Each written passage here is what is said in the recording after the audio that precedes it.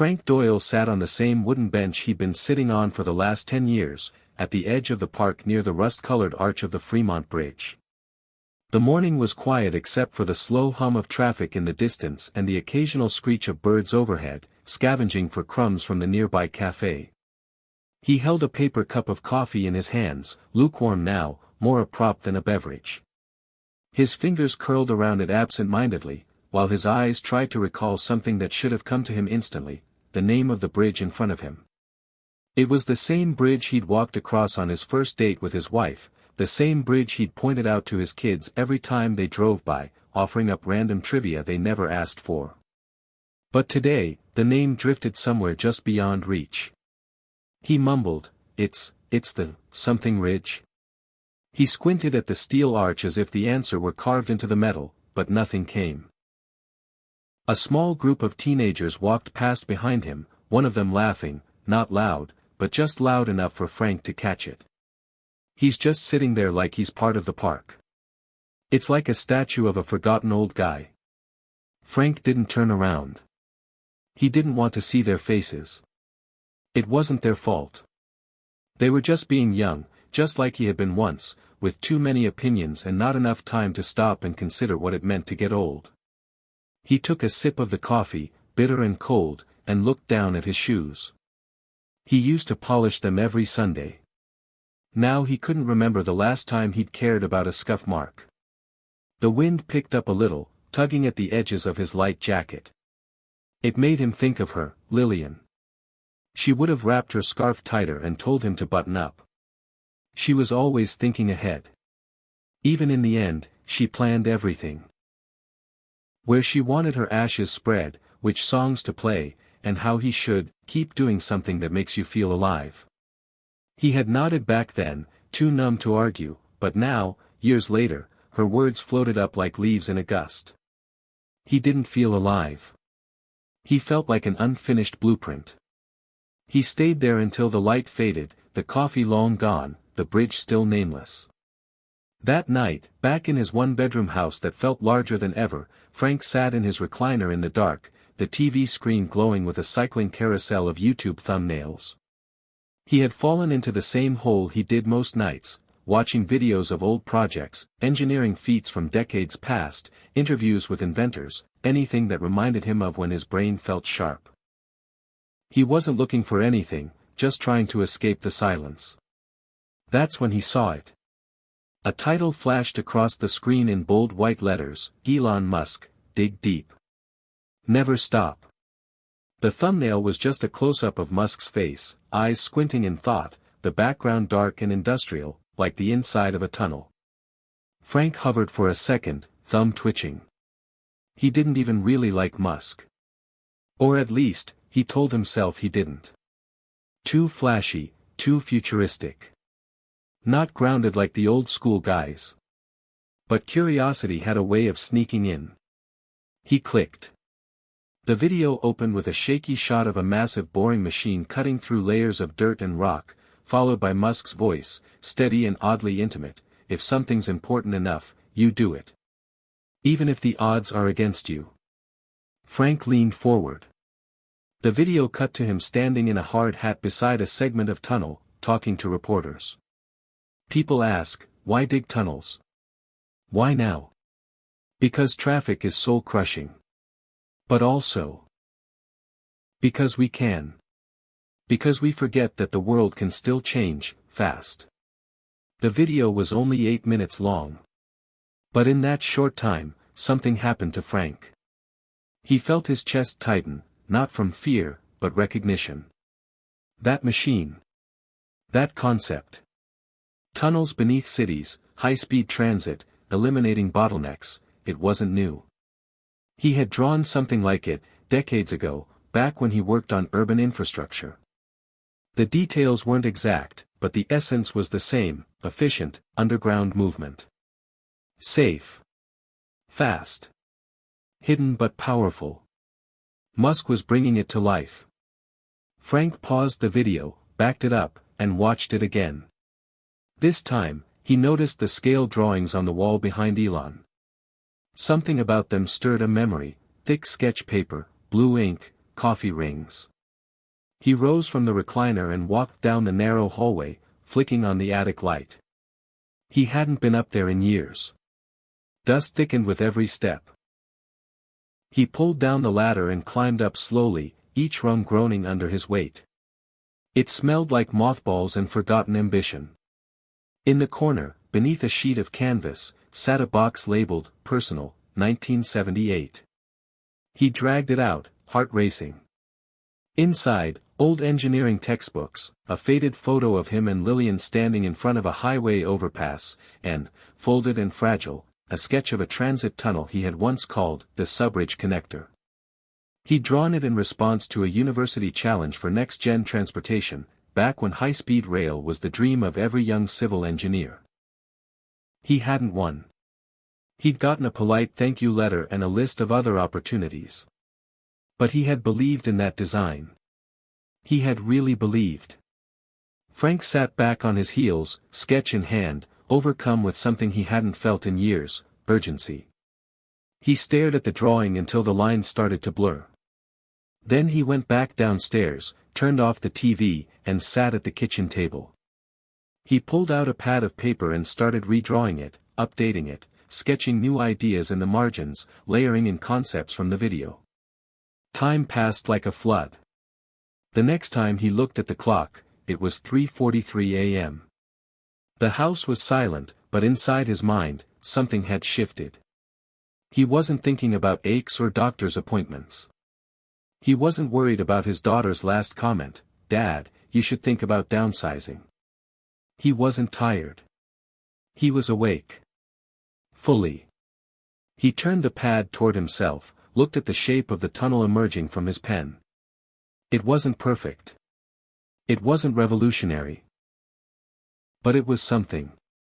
And something was more than nothing. He reached for a pen and wrote across the top of the page in all caps, "Start here. Dig deep." In the corner of the screen, YouTube was still autoplaying videos. A man's voice said, "It doesn't matter if you're 30 or 70. The tunnel to your next life is already beneath your feet. You just have to start digging." Frank stared at the screen, then at his hands. Wrinkled, veined, but steady. For the first time in a long time, he didn't feel like a statue. He felt like a man with a pickaxe. And somewhere far beneath the surface, he felt the wall begin to crack. Hit subscribe and leave a comment with where you're watching from. This story might just spark a new beginning. What's one thing that always pushes you forward, even when things get tough? Frank Doyle hadn't always felt this way. There was a time, not all that long ago in the scheme of things, when mornings came with momentum, when his steps had purpose and his mind hummed with calculations instead of questions about what day it was or whether it was time to take his blood pressure meds.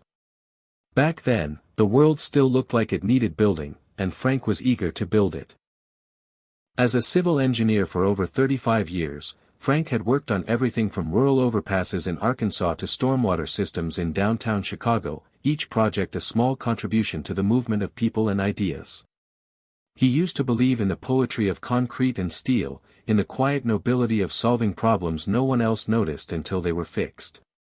But that was all before the noise stopped, before the calls for new bids stopped coming, before Lillian got sick, before the house got quieter, and the days got longer. It didn't happen all at once. That's the trick of aging, it disguises itself as routine until the days start repeating like a loop you never signed up for. After Lillian passed, Frank kept the house the same, every photo in its place, her favorite coffee mug still at the back of the cupboard. He told himself he'd give it away eventually, maybe put it in a box and let the kids decide what to do with it. But that was 5 years ago. The mug still sat there, untouched, and he still reached for it every morning before remembering and putting it back. Retirement had been suggested, not demanded. A polite conversation with the department head had been enough. "Frank, you've done more than your share. Maybe it's time to enjoy life a little." But what no one tells you is how hard it is to enjoy life when the thing you enjoyed most has been gently taken from your hands and shelved like an old manual no one bothers to open anymore. Frank tried a few hobbies. He built a model train set in the garage, but after laying the first few tracks, he realized he had no one to show it to. He joined a men's coffee group at the VFW, but every conversation turned into a carousel of ailments and cable news complaints, and Frank couldn't stand the noise. He volunteered to help redesign a trail map for the local park but was told, politely, that they already had a digital firm handling it. He tried calling his daughter once a week, but she was always in the middle of something. "Love you, Dad. Can I call you back?" And she meant it. He knew she did. But she rarely called back.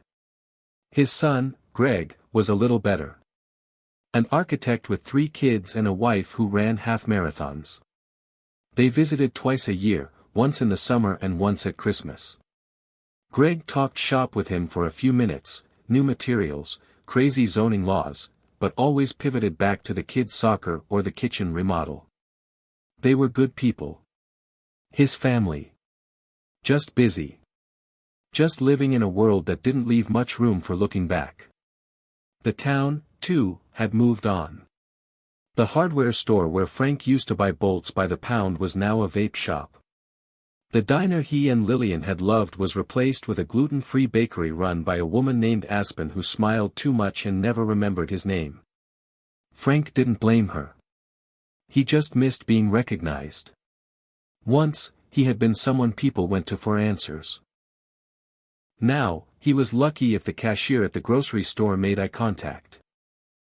And beneath it all, beneath the silence and the slow-drip sadness of being passed by, was one memory that haunted him, not for its tragedy but for what it represented.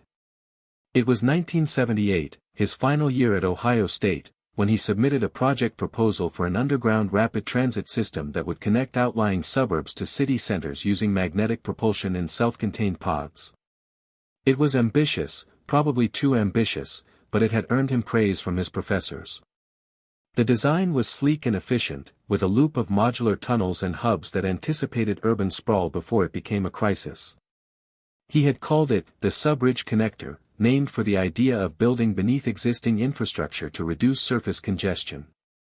He believed in it. Fully. But after graduation, the job offers came in, and he tucked the design away in a box labeled Future. Then life unfolded with bills and babies and business trips and the slow erosion of idealism. Lillian had always told him he should revisit it one day. "Don't let that idea die in a box," she said once, laughing as she folded laundry. "You light up when you talk about it. That's not nothing." But life had its own tunnel, and it didn't include detours for forgotten dreams. Instead, he built what he was paid to build.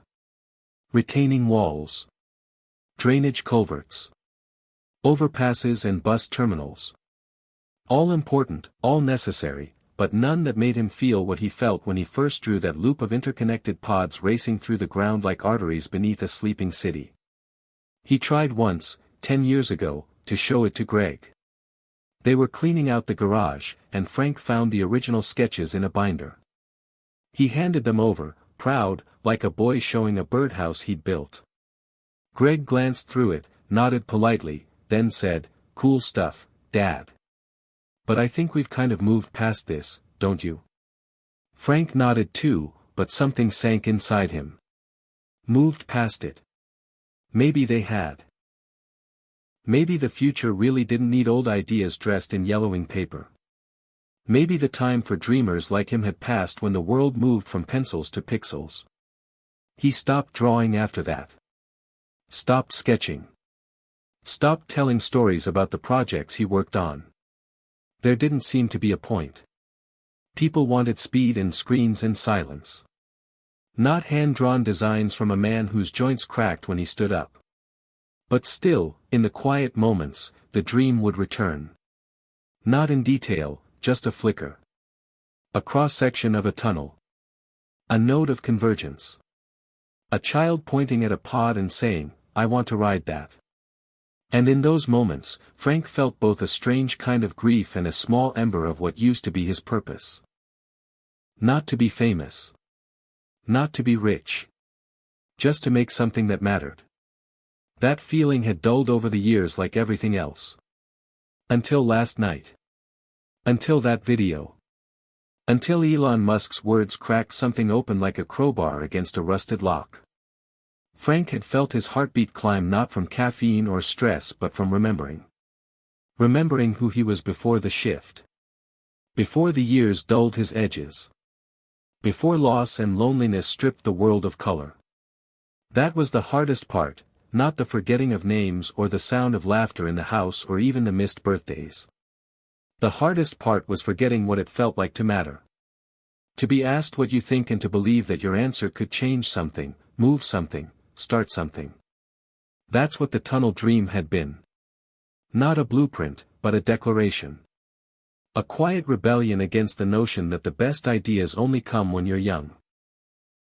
And now, as that sketch lay on his kitchen table again, resurrected from dust and memory, Frank felt something return to him. Not all at once. Not like in the movies where the old man suddenly runs a marathon or invents the next tech miracle. But like a slow turn of a forgotten valve. A tiny release of pressure. A whisper saying, "You're still here. And you still have something to say." Outside, the wind brushed against the windowpane, and Frank looked up at the fading sky. There was a moment, not long, not loud, where he imagined someone, somewhere, watching that same video, feeling the same stir, daring to think that maybe, just maybe, they weren't done yet either. He reached for a pen again. Not to plan. Just to remember how it felt to draw. And as the ink flowed, his mind returned to a place it hadn't been in years, not backward, but forward. Always forward. The next morning, Frank woke up earlier than usual. Not from the usual stiffness or a bathroom call, but because something in him wanted to be up. The sun wasn't even out yet, just a pale suggestion of light through the blinds, but his mind was already moving. He sat up slowly, rubbing the sleep from his eyes, and looked over at the empty side of the bed. It had been 5 years, and still, every morning, his first instinct was to check if Lillian was stirring beside him. He never got used to the way absence made itself known like that, in the smallest, quietest rituals. He swung his feet over the edge and took a moment to steady himself before standing. The pad of sketches from last night still sat on the kitchen table, the top sheet curling slightly at the corner. He walked over, tracing his fingers along the edge of the paper. The lines weren't perfect, and the scale was rough, but the idea was there, clear and bold and stubborn. For a moment, Frank allowed himself a rare smile. Then the smile faded, replaced by the slow return of a heavier feeling, the weight of time. He looked around his home, a 2-bedroom house built in 1981, the walls still decorated with family photos and old calendars, a few of which had never been replaced. The carpet was thinning in places, the recliner showed its age with cracked leather, and the clock on the wall ticked with that maddening uneven rhythm it had developed 2 winters ago. The whole place felt like a museum of things that once mattered. Frank poured himself a cup of coffee and sat at the table, the morning news murmuring from the radio. War overseas, markets fluctuating, a storm headed for the coast. Nothing he could do about any of it. Nothing that asked for his opinion. The familiar ache in his back reminded him to stretch, which he did, slowly, with effort. Some days the joints felt like they were full of gravel. The doctor had said he should start thinking about slowing down, as if slowing down was a choice and not something that happened to you while you were busy trying to keep up. He had nodded politely, but the words had stuck with him. Slow down. Like life had an off-ramp and he should start taking it. The last time he'd seen Dr. Patel, the young man had looked at him with soft eyes and too much optimism. "You've had a good run, Frank," he'd said. "Now it's about quality of life." That phrase, quality of life, felt like a coded message. Like the world had decided Frank's role now was to stay safe, stay quiet, and not ask for much. As if curiosity had an expiration date. He carried the coffee cup out to the porch and sat in the faded lawn chair. The neighborhood had changed over the years. Younger couples now occupied the homes once filled with his friends. He watched a young man jog by, earbuds in, shirt drenched in sweat, moving like the world was his to conquer. Frank envied that stride, not the youth of it, but the certainty. The sense that the road ahead was long and worth running. He'd once felt that way. Back when Greg was still in high school, when Lillian's laughter filled the kitchen every Saturday morning, when he still believed that building roads and bridges meant helping people move forward. Somewhere along the line, that feeling had been replaced with quiet survival. Now, most days came and went like pages turning in a book he didn't remember choosing. He closed his eyes for a moment and let the breeze brush his face. That's when the sound of her voice came back, faint, almost imagined.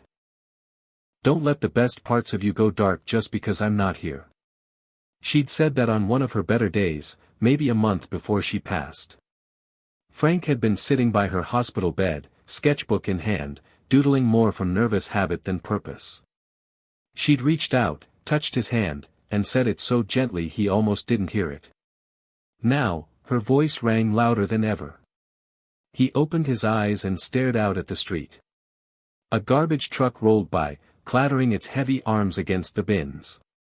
Routine. Repetition. Noise without meaning. But Frank's mind wasn't on trash or traffic. It was back in 1978, at a university lecture hall where a young version of himself had stood in front of a chalkboard explaining the physics of vacuum-sealed transit systems. He remembered the adrenaline, the way he could feel the attention in the room. Not because he was charismatic, he wasn't, but because the idea was solid, and they knew it.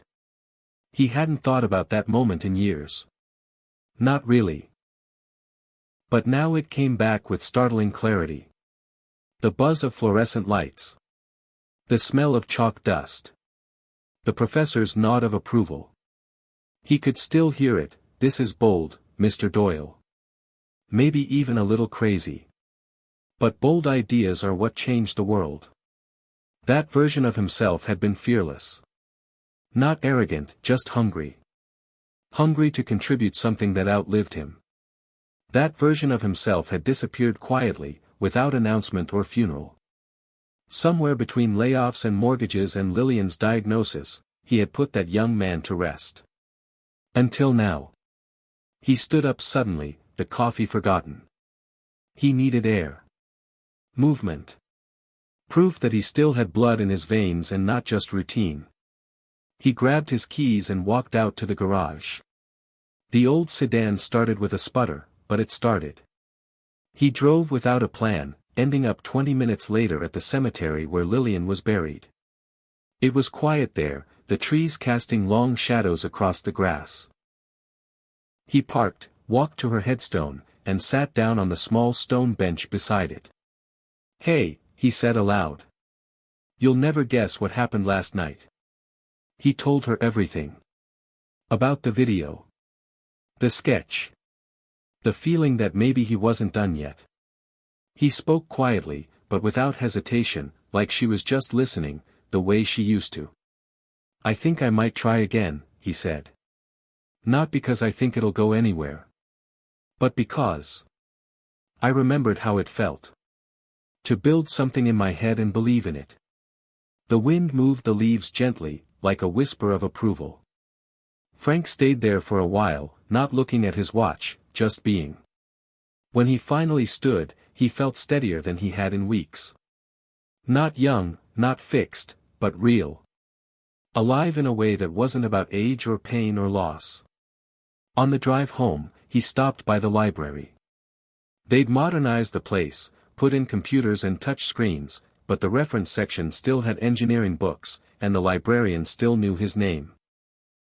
"Haven't seen you in a while, Mr. Doyle," she said with a warm smile. "Working on something?"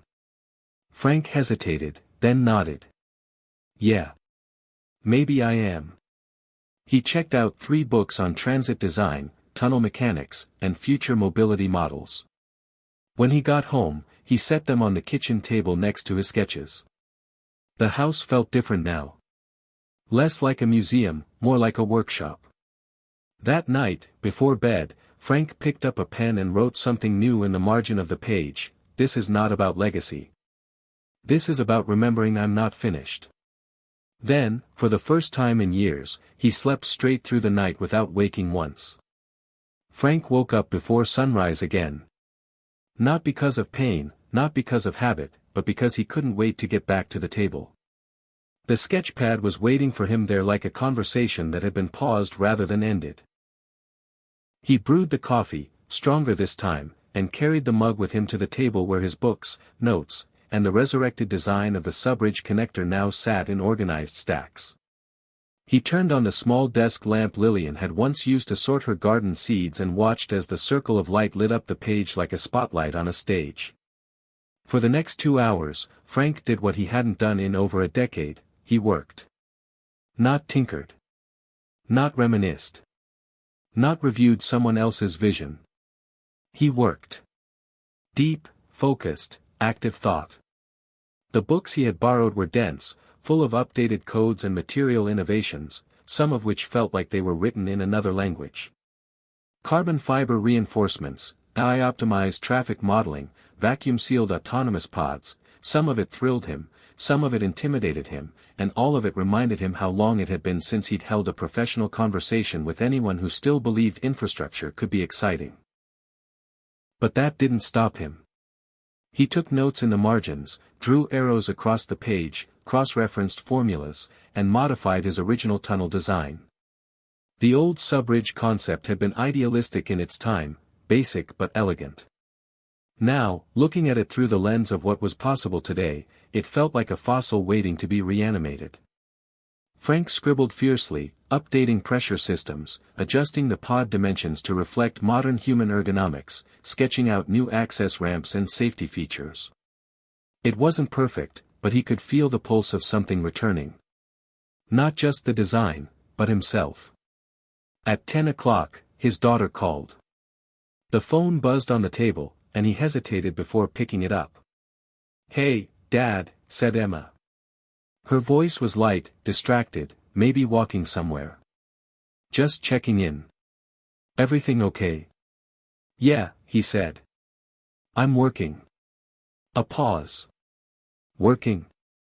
On what?" Frank looked down at his papers. Something old. But also something new. Just picking up an old idea. She sounded amused. "That sounds like you. Need anything?" "No," he said. "I'm good. Thanks for calling." After they hung up, he could almost feel her confusion on the other end. And that was okay. He didn't need her to understand it yet. He just needed to keep moving. Later that afternoon, he did something he hadn't done in a long time. He went online to a public infrastructure forum he used to visit years ago. The site had changed, now full of younger engineers talking in rapid bursts of acronyms and animated GIFs. But it was still a place for ideas, and Frank still had one. He created a username, Subbridge Redux, and posted in the transportation design section with a brief description of the tunnel system, including a few updated diagrams and a question: what improvements would you make to a high-speed underground loop system serving mid-sized cities with rising congestion? He expected silence. Or worse, mockery. But within an hour, there were replies. A user named Tunnelboy27 wrote, "Whoa, retro vibes but some solid thinking. Vacuum maglev pods. Love it. Need better station integration though." Another added, "Not bad. Reminds me of early Boring Company sketches. How deep are you planning these tunnels? You modeling soil behavior?" Frank's hands hovered over the keyboard, surprised. These weren't dismissals. They were engagement. People didn't know who he was or how old he was. They only saw the idea. And the idea was speaking for itself. He spent the next 2 days replying, refining, adjusting. He pulled out his old CAD software, clunky, outdated, but still functional. He relearned commands he hadn't used in 15 years, watching tutorials and figuring it out one error message at a time. On the 3rd day, something incredible happened. A message popped up in his inbox. A user with the handle Rapid Core Design had written him privately. Hi, your tunnel concept is intriguing. I work for a mobility startup based in Austin. Any chance you'd be open to a video chat? No pressure, just curious about your background. Frank stared at the message. His first instinct was to close the laptop. This was too much. He wasn't ready. He didn't even know how to use Zoom without a 15-minute warm-up. But then he remembered what Musk had said in that video, even if the odds are against you. That's what stuck with him. Not the flash or the wealth or the headlines. Just that stubborn refusal to stop pushing forward. Even when it felt ridiculous. Even when you felt out of place. Even when you were 73 years old and your knees clicked every time you sat down. Frank typed back, "I'd be open to that. I'm not in the industry anymore, but I'd be happy to share my thinking." They scheduled the call for Friday. Frank shaved that morning. Put on a collared shirt. Cleaned the kitchen counter behind his laptop so it wouldn't look like a cave. When the screen came to life, a young man with glasses and a messy bun appeared, grinning. "Mr. Doyle. I'm Jalen. Thanks for hopping on." Frank smiled. "Please, just Frank." The conversation started awkwardly, but Jalen was disarming, enthusiastic without being patronizing. He asked smart questions, about tunnel slope ratios, about urban integration points, about energy transfer. Frank kept up. More than kept up. He found himself smiling as he explained the load distribution formula he'd used, referencing a 1986 project in Nashville. Jalen nodded like he was listening to a masterclass. "Frank, this is really cool. I mean, yeah, it's old school in some ways, but honestly, that's the magic. It's grounded. A lot of startups go too far into theory and miss the reality check. You've thought about this from the ground up, literally." Frank chuckled. "Yeah, well, I've built a lot of things that had to survive winter." They laughed. At the end of the call, Jalen asked, "Would you be open to sharing this with a few folks on our team? No promises, just, people should see it." Frank hesitated, then said, "Sure. Why not?" After the call, Frank sat still for a long time. The house was silent again, but it didn't feel lonely. It felt like something had opened beneath the surface, like a tunnel just starting to take shape. That night, he stood on the porch and looked up at the sky. The stars were faint, washed out by the city lights, but one still blinked clearly above the horizon. He thought of all the miles of road he'd helped design, all the tons of concrete he'd overseen, all the plans that had been filed, stamped, archived. Useful. Solid. Forgotten. And now, here he was, not with blueprints, not with contracts, but with an idea. A spark. A light in the tunnel. He whispered to the wind, "Lillian, you were right. I'm not done yet." And somewhere in the quiet night, as the air moved gently around him, he could almost hear her laugh again, light, clear, and full of pride. The next morning, the high from the video call with Jalen lingered for a while, but as Frank sat back down at his desk, a strange heaviness started to creep in. It wasn't physical, though his body certainly reminded him it wasn't built for long hours anymore.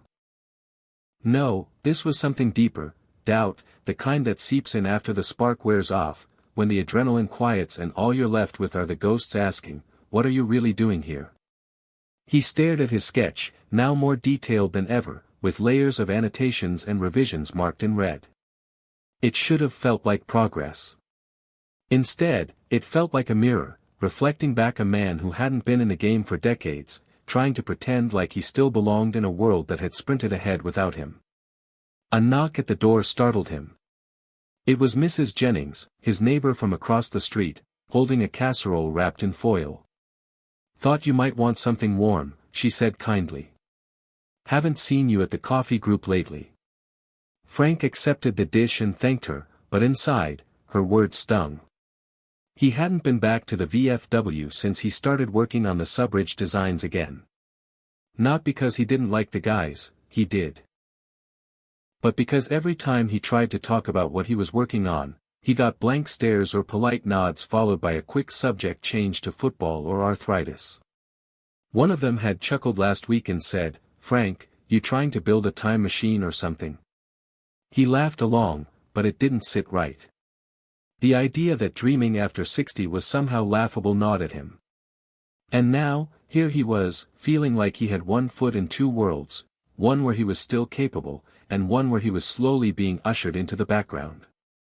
After lunch, he opened his email and saw a reply from Jalen.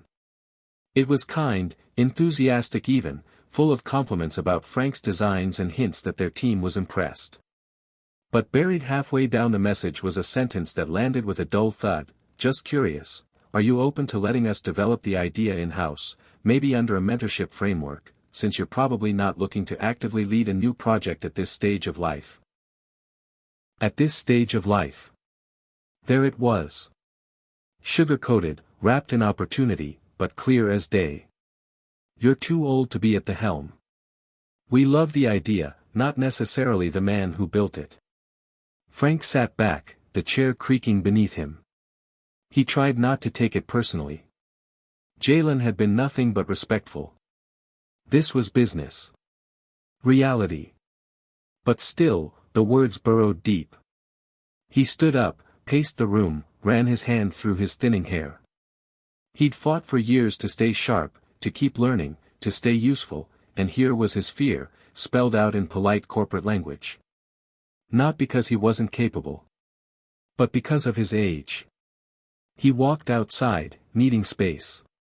The air was crisp, the leaves beginning to change, and the sidewalk was littered with early signs of fall. He walked without direction, past the park bench where the teenagers had laughed at him weeks ago, past the diner-turned-bakery, past the bookstore that had gone out of business last spring.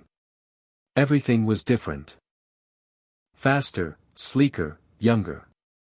Frank sat down on a bench near the old community center and closed his eyes. The war inside him raged. One side whispered, "It's not your world anymore. Let it go. Let the kids run with it." The other side growled back, "You built this idea. You saw it before anyone else did. You've got more left than they know." And underneath both voices was a quieter one, harder to ignore. What if none of it matters? What if it's too late to do anything real with it? He stayed there for an hour, maybe more. Just sitting. Thinking. Feeling that gnawing blend of hope and defeat that seemed to come in waves now. When he finally got up, he didn't go home. He walked instead to the small local hardware store that had survived somehow, still owned by the same family. He bought a few supplies, graph paper, pencils, a compass, a small whiteboard. The young man at the counter rang him up and said, "Working on a school project?" Frank smiled without answering. Back at home, he cleared the dining table entirely. He set up the whiteboard, spread out his new graph paper, and reopened the sketch. If they were going to run with the idea, fine. But they would do it right. And they would understand it, not just the surface-level novelty of it, but the engineering, the math, the soul of it. He would create a presentation, not just for Jalen's team but for himself. To prove that he wasn't just a relic with a neat sketch. That night, while sketching node configurations, the phone rang. It was his son, Greg. "Hey Dad, Emma told me you were working on something." "Some tunnel thing?" Frank hesitated. "Yeah. Something I designed a long time ago. I've been updating it." Greg's voice had that same polite tone. "That's great. Just make sure you're not overdoing it, okay? I mean, I know how excited you get with these things." Frank clenched the pencil in his hand. "What does that mean?" "Nothing, just, you know. You're not 30 anymore. Don't stress yourself."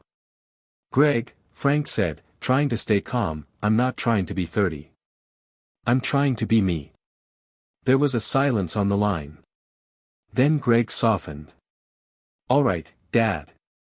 Sorry. I just worry sometimes. You've been kind of in your own head lately. I'm fine, Frank said. Better than I've been in years, actually. They said goodnight soon after, but the conversation sat with Frank like a stone in his gut. He knew Greg meant well, but it hurt. Because in that moment, what he heard, beneath the concern, beneath the kindness, was another voice in the growing chorus telling him to slow down. Take it easy. Know his limits. But Frank didn't want to slow down. He didn't want to fade quietly. He wanted to finish what he started. Not for glory. Not for revenge. But to remind himself that he still had a voice. The next morning, he watched the same Elon Musk video again. It wasn't the tunnel visuals or the money or the tech that caught him this time. It was a moment when Musk leaned into the camera and said, "People will tell you it's too late, too expensive, too risky. What they really mean is they've already given up. Don't let their fear become your ceiling." Frank sat back, the words echoing like thunder. That was it. That was the line. Not from a motivational poster, not from a TED Talk, but from a man who refused to let barriers define him. Frank wasn't trying to be Elon Musk. He didn't want rockets or headlines or IPOs. He just wanted to matter again. To finish the race with something to show for it. He picked up a marker, walked to the whiteboard, and wrote in thick black letters, "The only ceiling is the one you build yourself." And beneath that, smaller, underlined twice, "They're not going to build this without me." Frank didn't tell anyone what he was about to do. Not Greg, not Emma, not the guys from the VFW, not even Mrs. Jennings across the street. Because it wasn't a grand gesture. It wasn't a comeback or a bucket list event or any of the things people assumed older folks did to feel alive again. It was a walk. That's all. But this time, it wasn't to clear his head or stretch his joints or because the doctor had warned him about cholesterol again. This walk was a choice, a declaration to himself that he wasn't done exploring the world.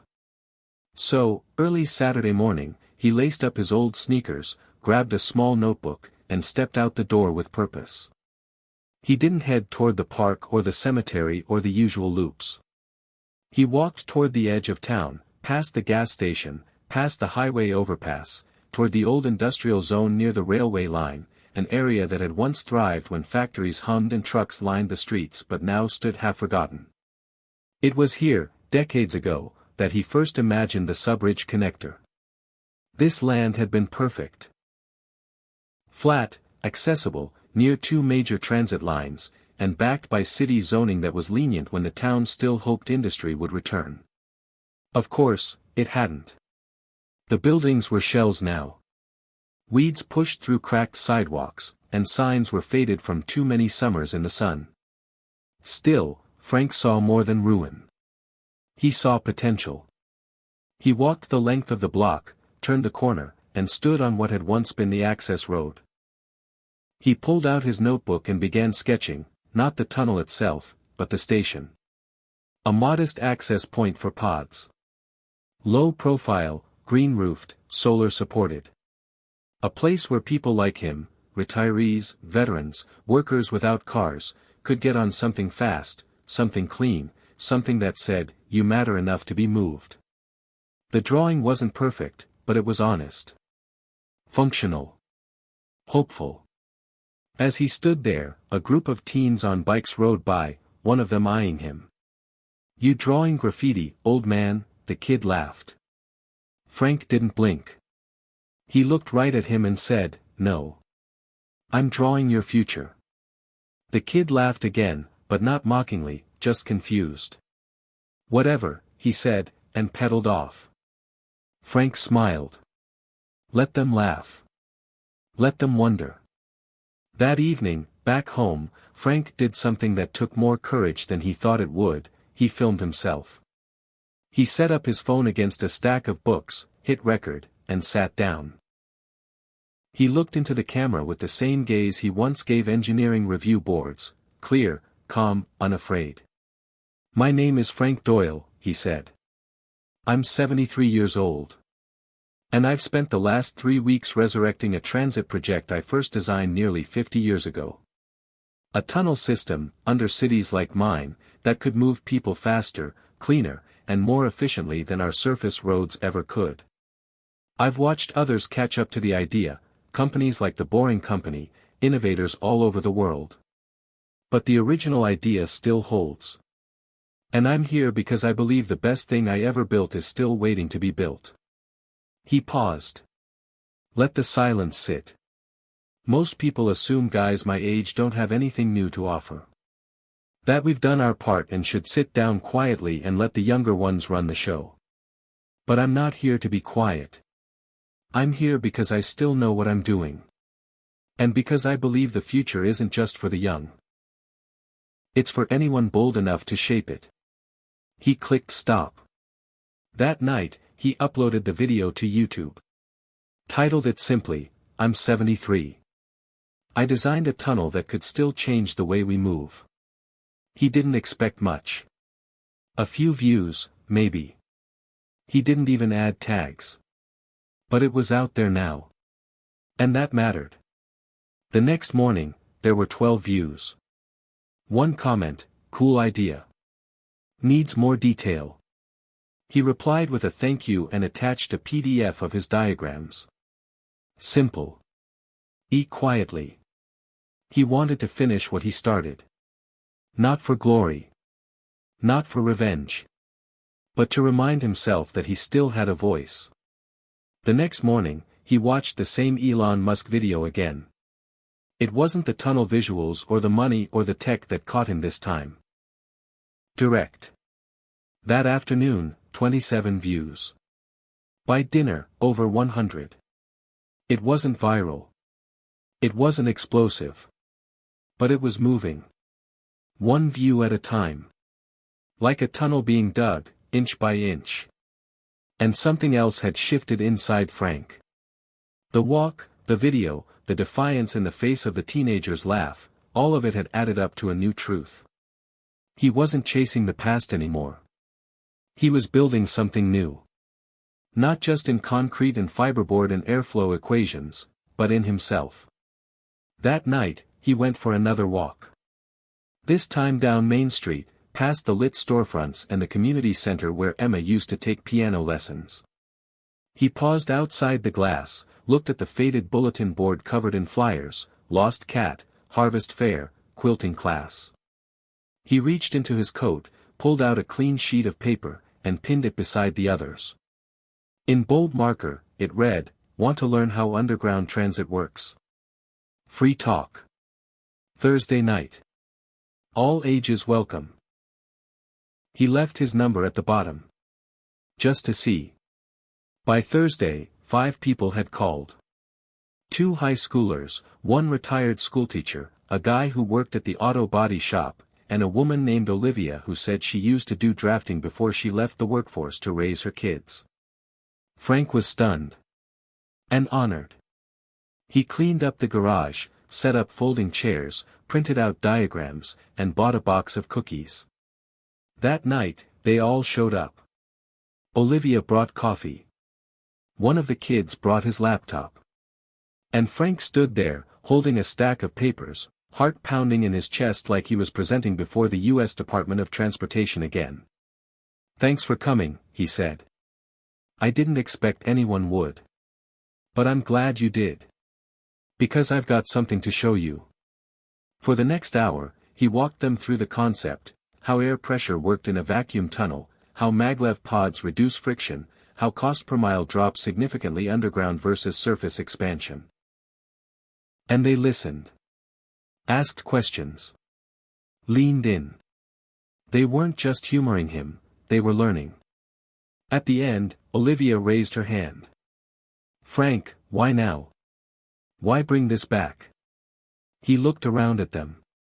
Saw the mix of ages, the curiosity, the possibility. Because I couldn't let it die with me, he said quietly. And because I think maybe we're all more capable than we let ourselves believe. After they left, Frank sat alone in the garage for a while. The cookies were mostly gone. The coffee pot was empty. But the air was full, charged with something electric. And in that quiet space, surrounded by folding chairs and blueprints, he realized the truth: the one thing he'd changed wasn't just a daily walk, or a decision to draw again. The one thing he changed was that he stopped waiting for permission. Stopped waiting to be invited back to the table. Stopped assuming the end had already been written. He picked up a pen, opened his notebook to a fresh page, and wrote 6 words: "I am building again." That's enough. Then he added one more line: "And the world can follow if it wants." 2 days after the garage talk, Frank received an unexpected email. It was from someone named Cara Linton, a city planner with the local transit authority. The subject line was simple: "Saw your video. Want to talk?"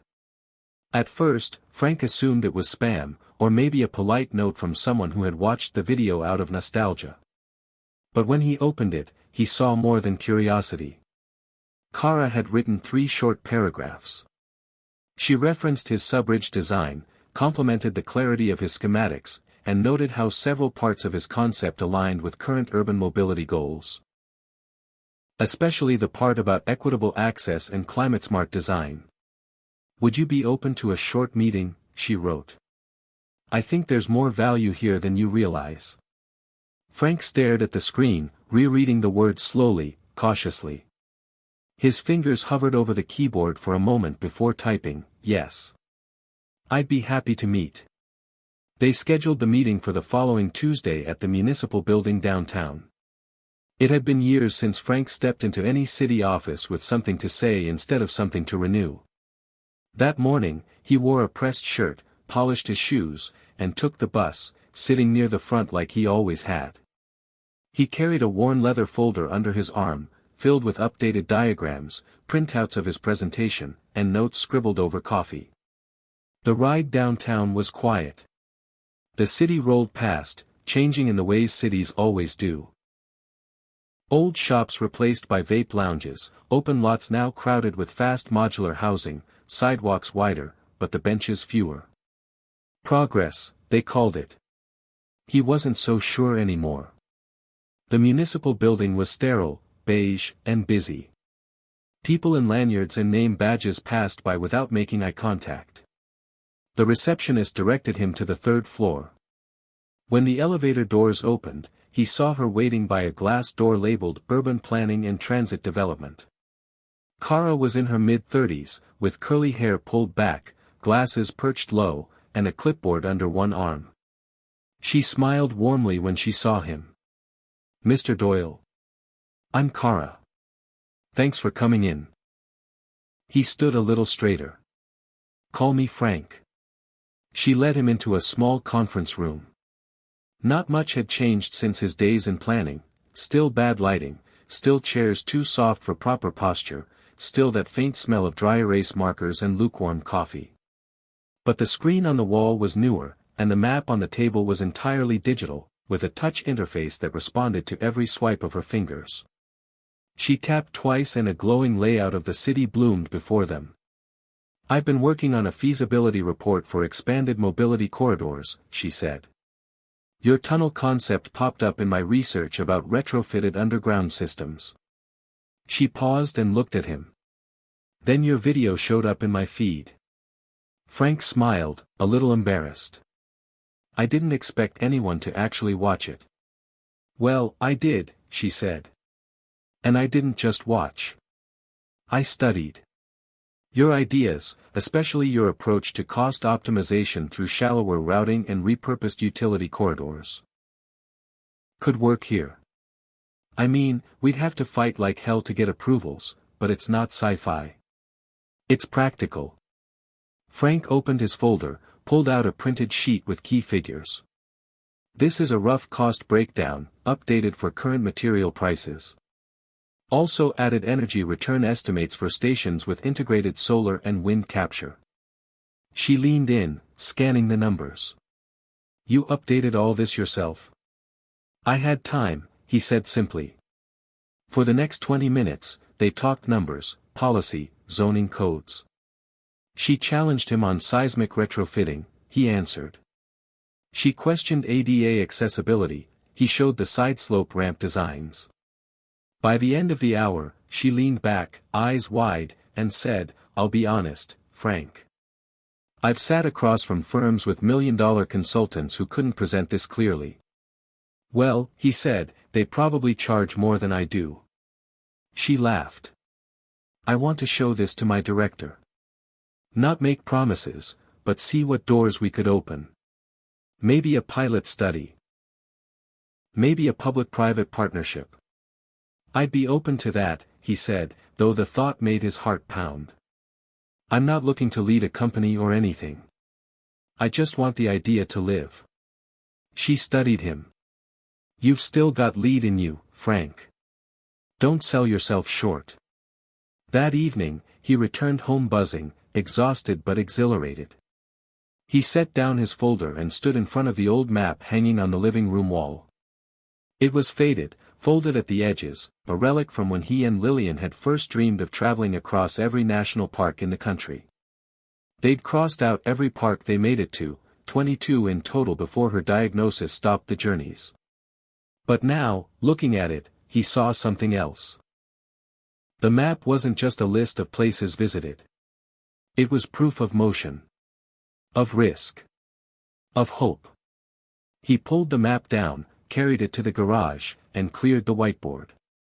On the blank wall behind it, he pinned the map, spreading it wide. Then, one by one, he began to mark new spots, not places he wanted to visit, but locations where the subridge connector might thrive. Cities without rail. Towns overrun with clogged surface roads. Regions with young talent but no real transit. He stepped back and stared at it, breath-catching. The map was reborn. Not a past, but a future.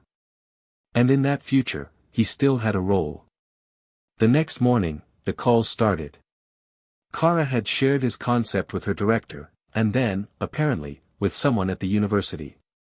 By Friday, a professor from the engineering department had invited Frank to guest lecture in a senior seminar class. "Just a one-time thing," the email said.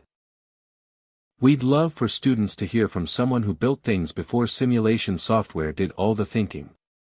He said yes. Not because he felt ready. But because saying no would mean going backward. And Frank had finally started walking forward again. He arrived at the university in a blazer that hadn't been worn since Lillian's memorial service. The classroom was modern, tiered seating, digital tablets, glass walls. He stood in front of 30 students, all eyes and earbuds and energy drinks. For a second, he faltered. What if they thought he was a joke? What if they Googled him mid-lecture and found nothing but a YouTube video with grainy audio and 200 views? But then he remembered who he was. What he'd built. What he'd survived. And so he began. "I'm not here to teach you how to use software," he said. "I'm here to remind you that engineering is about people. Not programs. Not buzzwords. People." For the next hour, he walked them through the evolution of the subridge concept, from napkin to model, from failure to rebirth. They asked smart questions. They took notes. One student said, "I've been thinking about tunnels all wrong." Another stayed after class and asked if she could email him more ideas. When he left the building, he didn't feel like a relic. He felt like a resource. That night, he walked back out to the garage. Looked at the new map. Cities. Corridors. Potential. And in that quiet, surrounded by folded chairs and blueprints and the ghost of Lillian's laughter, Frank understood something vital. He hadn't reopened the map just to chart a course for tunnels. He'd reopened the map of himself. And found that the roads weren't closed after all. Standing in front of his whiteboard, Frank stared at the map he had remounted with fresh purpose. Nashville. Vegas. The Loop. A future drawn in colored pens and hope. He felt the momentum shift, like the air had changed in the tunnel he was building inside himself. And then came the pushback. The first to push wasn't a person, it was administrative inertia. Kara called with news from the city transit office. They had looked into pilot tunnel feasibility. The numbers were cold. Complicated, she said. Environmental assessments. Flood maps. Right-of-way issues. Cost projections, frankly steep. Frank's heart stuttered at cost projections, even though he'd prepared carefully. But, she added, you need to know that this level of pushback is normal. Bold ideas get challenged. He nodded even though she couldn't see him. Understood, he said. Thanks for being straight. Then came the second pushback, his own body. Staying late in the garage one night, sketching station footprints, he felt a sharp twinge in his lower back. The kind of persistent ache that comes from years of leaning over blueprints, bending, lifting. He stretched, slow and careful, then ignored it. Next morning, though, it hurt to climb the stairs. With his sketchpad in hand, he paused halfway and closed his eyes. The memory of his wife Lillian's voice came again, don't let the best parts of you go dark. He stood up, braced himself, and made it to the top. But the ache reminded him, he wasn't 20 anymore. Third pushback came from the past. His daughter, Emma, called again, this time with a tone he recognized, apologetic, but firm. Dad, the lecture, you were great, but you've been away from this world for so long.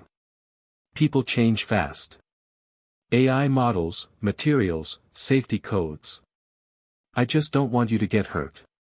Frank struggled to respond without frustration creeping in. He said, I appreciate it. I know what I'm up against. She sighed softly. Just, be careful with yourself, okay? Love, yes. But caution died with fear. And then, the sharpest pushback arrived through an email, from the Transit Authority's project manager. It was succinct, appreciate your enthusiasm, Frank, but we cannot proceed with unlicensed proposals. If you'd like to submit an official white paper, it must include feasibility cost-benefit analyses, zoning permissions, safety reviews, and liability estimates. Thank you. It sounded polite. Formal. Dismissed. Frank sat back, chair creaking. The room felt cold. His pride stung, not because he'd failed, but because everything sounded new and gate-kept. Feasibility, liability, zoning, language of a system that felt built for the young, the institutional, the polished. His sketches were hand-drawn, not CAD formatted. His hours were passion, not logged consultancy. Yet beneath the sting, beneath the ache, an ember warmed. He closed his eyes. Felt the quiet beat of ambition, disciplined by age. His brain still worked. His hands still sketched. His heart still believed. He leaned forward, grabbed a notebook, and wrote across the top, feasibility, let's do this right. The next morning, he researched. He updated the financial spreadsheet using template software he downloaded. He reached out to a local community college professor he'd met years ago through volunteer groups, asking for feedback. He typed out an outline of a white paper, background, conceptual design, cost breakdown, comparative efficiency, safety prerequisites, social benefit. He collected sources, boring companies' LVCC loop operations, tunnel safety standards, emergency protocols, benefits of tunneling like weather protection and underground expansion potential, and even emerging projects in Dubai and Nashville as places where such visions were being tested. A week later, he sat in a small library study room with the professor, Dr. Patel, no relation. They pored over what he drafted. She corrected typos, questioned assumptions, demanded clearer safety sections. Include NFPA 130 standards, she said. Demonstrate ADA compliance. Explain tunnel capacity realistically. Frank nodded. This was hard work. The sort that required humility. After hours, they emerged with a refined document. Not polished, but chosen, clear, structured, and honest. Frank printed copies, bound them with binder clips, and wrote a cover letter, formal, concise. Please accept this proposal for the Subridge Connector Pilot, a high-speed underground transit system to serve neglected or congested mid-sized areas. Attached are design schematics, safety plans, cost estimates, and proposed pilot site suggestions, including local corridors needing relief. I understand this is unconventional, but I hope the idea speaks for itself. Sincerely, Frank Doyle. He sent it to the Transit Authority, to Kara, and CC'd the professor. Then he waited. In the meantime, he pressed his back against the garage wall. The ache was still there but softer. He thought of the teenagers once chuckling at him, and decided he didn't care. He thought of Lillian's laughter, and felt a smile return. Inside that ache, alongside the doubt, Laravel flickered, "You're doing something real." 2 weeks passed. One morning, Frank opened his email at exactly 8 a.m. The subject, Subridge Connector Pilot Proposal. His heart pounded. He clicked. Dear Mr. Doyle. Thank you for your thoughtful submission.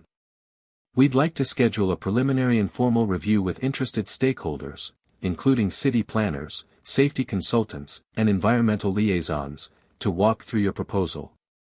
We'll reach out soon with dates. Sincerely. Transit Authority Planning Office. He closed his eyes, felt the surge. It wasn't acceptance.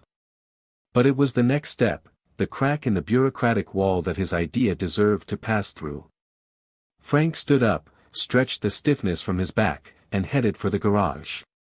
The whiteboard greeted him like a friend. He erased the pushback column and added, informal review scheduled. Beneath that, he sketched a circle, a loop, with points marked, pilot site, safety review, accessibility, cost, community outreach. He labeled them, next steps. That night, before bed, he wrote again, they didn't say no. And that's enough to keep going. He slept deeply, his dreams dense with tunnels, lights, distant chatter of engineers, footsteps echoing beneath the ground, somewhere between what had been and what could still be. Frank Doyle was no longer in a solo underground. He had cracked open the world's ceiling. And after every pushback, he had risen again, older, yes, but braver and more alive than ever. The meeting was a week away, and Frank could feel the pressure mounting in a way he hadn't felt since his days at the bureau.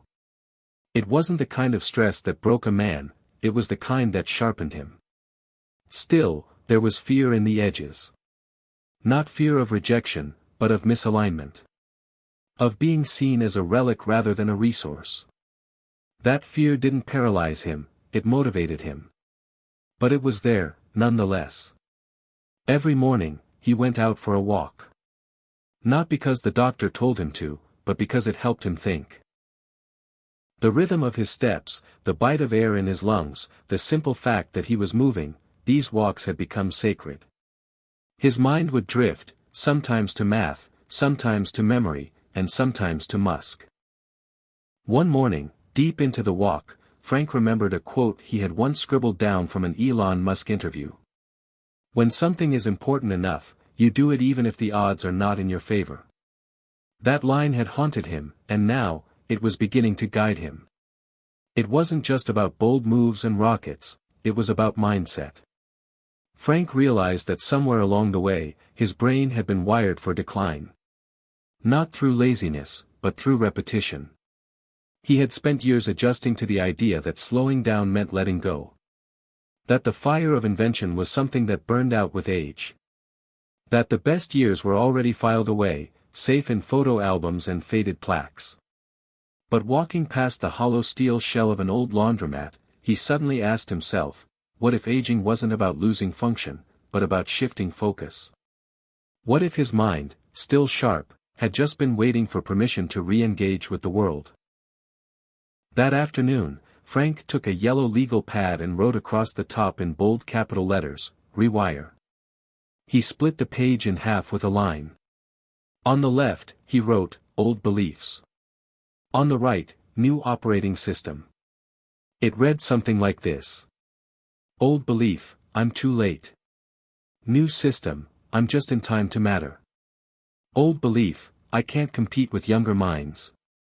New system, experience is my unfair advantage. Old belief, my best work is behind me. New system, my next chapter will be my most important. It wasn't just motivational fluff. It was a manual. A set of reprogramming instructions. He'd spent a lifetime designing infrastructure, now he was redesigning his own mindset. One faulty wire at a time. Later that evening, he went online, not just to read but to interact. He logged into forums about civil engineering, transportation, urban design. Places he had once quietly lurked, thinking the conversation had moved on without him.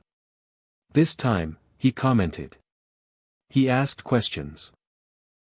He answered a few, too. He shared his insights about tunnel safety, about cost per foot analysis, about how weatherproofing underground infrastructure could save millions annually in storm-prone regions. And something remarkable happened. People replied. They thanked him.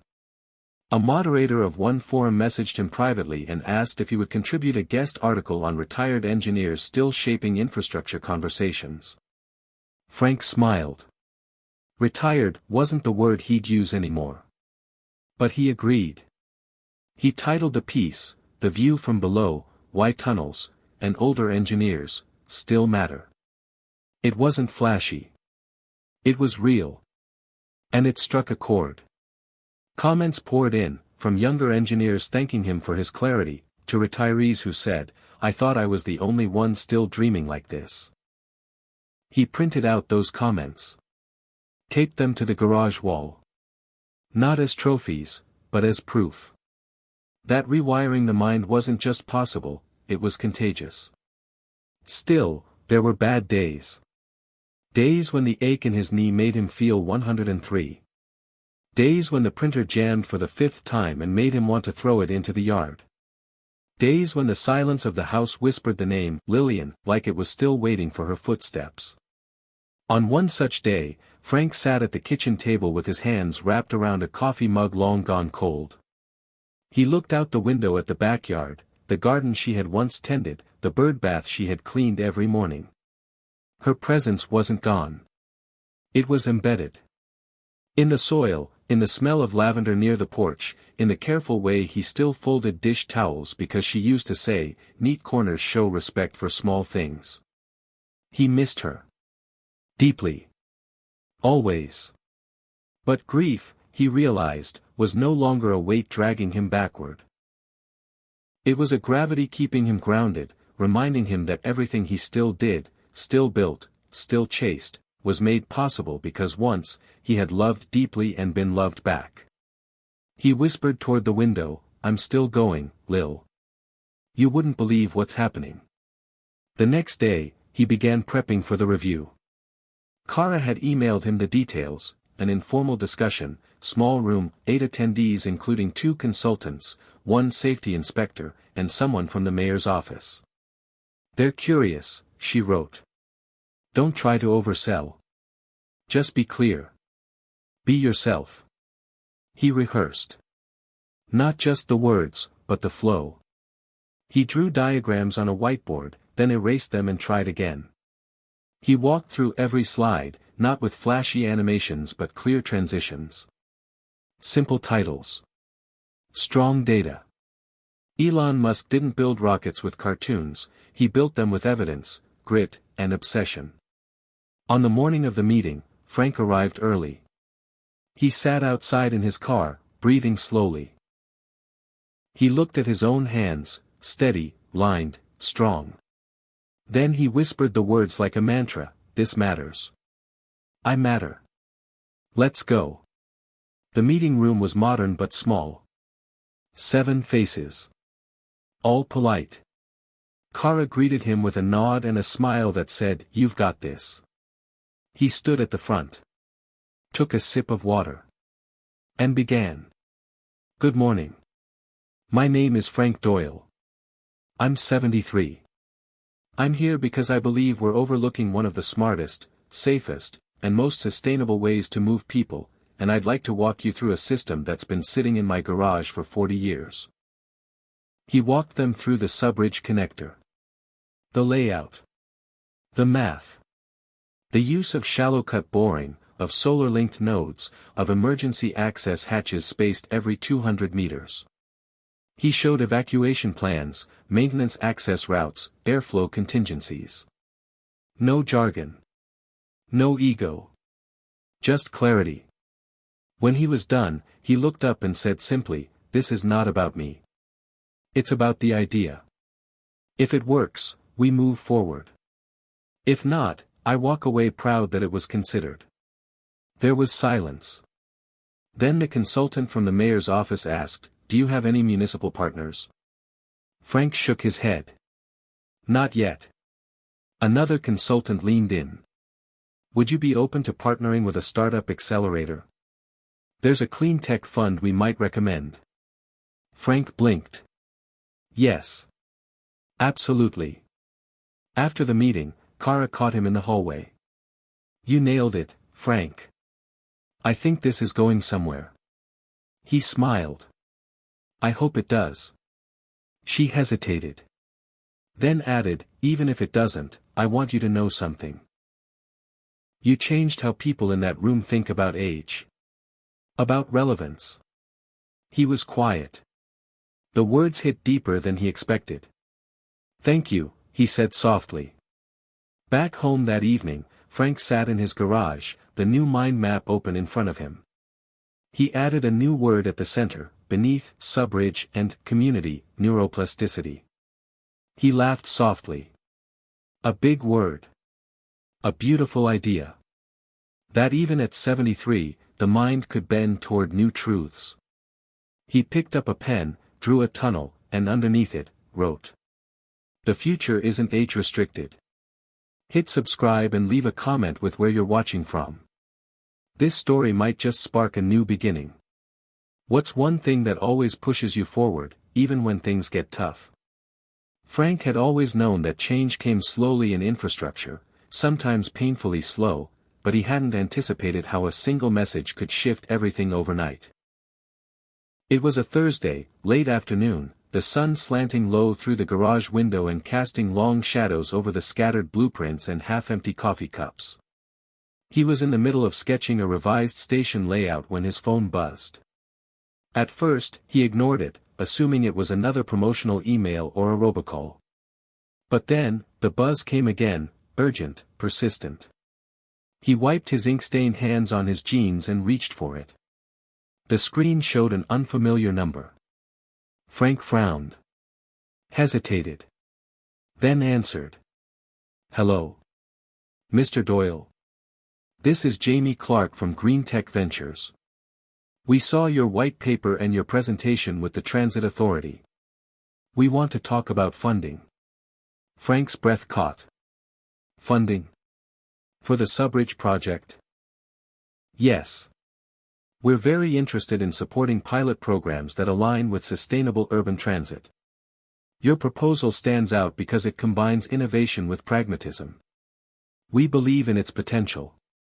Frank sat back in his chair, stunned. For a moment, the garage faded around him. The cluttered desk, the old wooden shelves, the faded photo of Lillian smiling on their wedding day, all dissolved into the possibility of real progress. This wasn't just a kind word or a polite brush-off. This was a real, tangible step forward. His heart pounded like the engines of the rockets Elon Musk dreamed of. "Tell me more," he said finally, voice steady but thick with emotion. Over the next hour, Jamie explained their venture's goals, their criteria for support, and the resources they could provide: engineers, funding for additional testing, connections to city planners and environmental experts. Frank listened, taking notes, asking questions, feeling the stirrings of excitement mingled with cautious hope. When the call ended, Frank stared out the window at the gathering dusk. The day had begun with routine weariness, but now it brimmed with possibility. He realized, in that moment, that Elon Musk's influence was no longer distant or symbolic. It was real, tangible, and woven into his own unfolding story. Musk's relentless push to innovate despite the odds, his refusal to accept limitations, had become Frank's guiding star. That night, Frank couldn't sleep. He lay awake thinking about the journey that had brought him here, from lonely days in the garage, aching joints, and skeptical voices, to this sudden burst of opportunity. He replayed Elon's words in his mind: when something is important enough, you do it even if the odds are not in your favor. Frank understood now that the odds had never truly mattered. What mattered was the belief in a better future. And the courage to pursue it. Over the following weeks, the pace of Frank's life accelerated. Jamie introduced him to a team of young engineers, eager and hungry, who brought fresh eyes and new technologies to the project. Frank marveled at their energy, their fluency with software modeling and digital simulations. They welcomed his experience and insight, creating a rare bridge between generations. Together, they refined the tunnel designs, improved safety protocols, and ran environmental impact simulations. The garage transformed from a solitary workshop into a collaborative hub humming with conversation and possibility. Frank found himself energized in ways he hadn't felt for decades. The aches in his knees were still there, reminders of the years, but the fire inside burned brighter than ever. One afternoon, as they reviewed a new ventilation system designed to handle emergency situations, Frank caught himself smiling, a slow, genuine smile. He realized he was no longer just a man fighting to prove he still mattered. He was a man shaping a future that mattered. Then came the moment that changed everything again, a message that made Frank realize how far his story had traveled. It arrived on his email unexpectedly, from a woman named Sarah Collins, a reporter at a regional news outlet.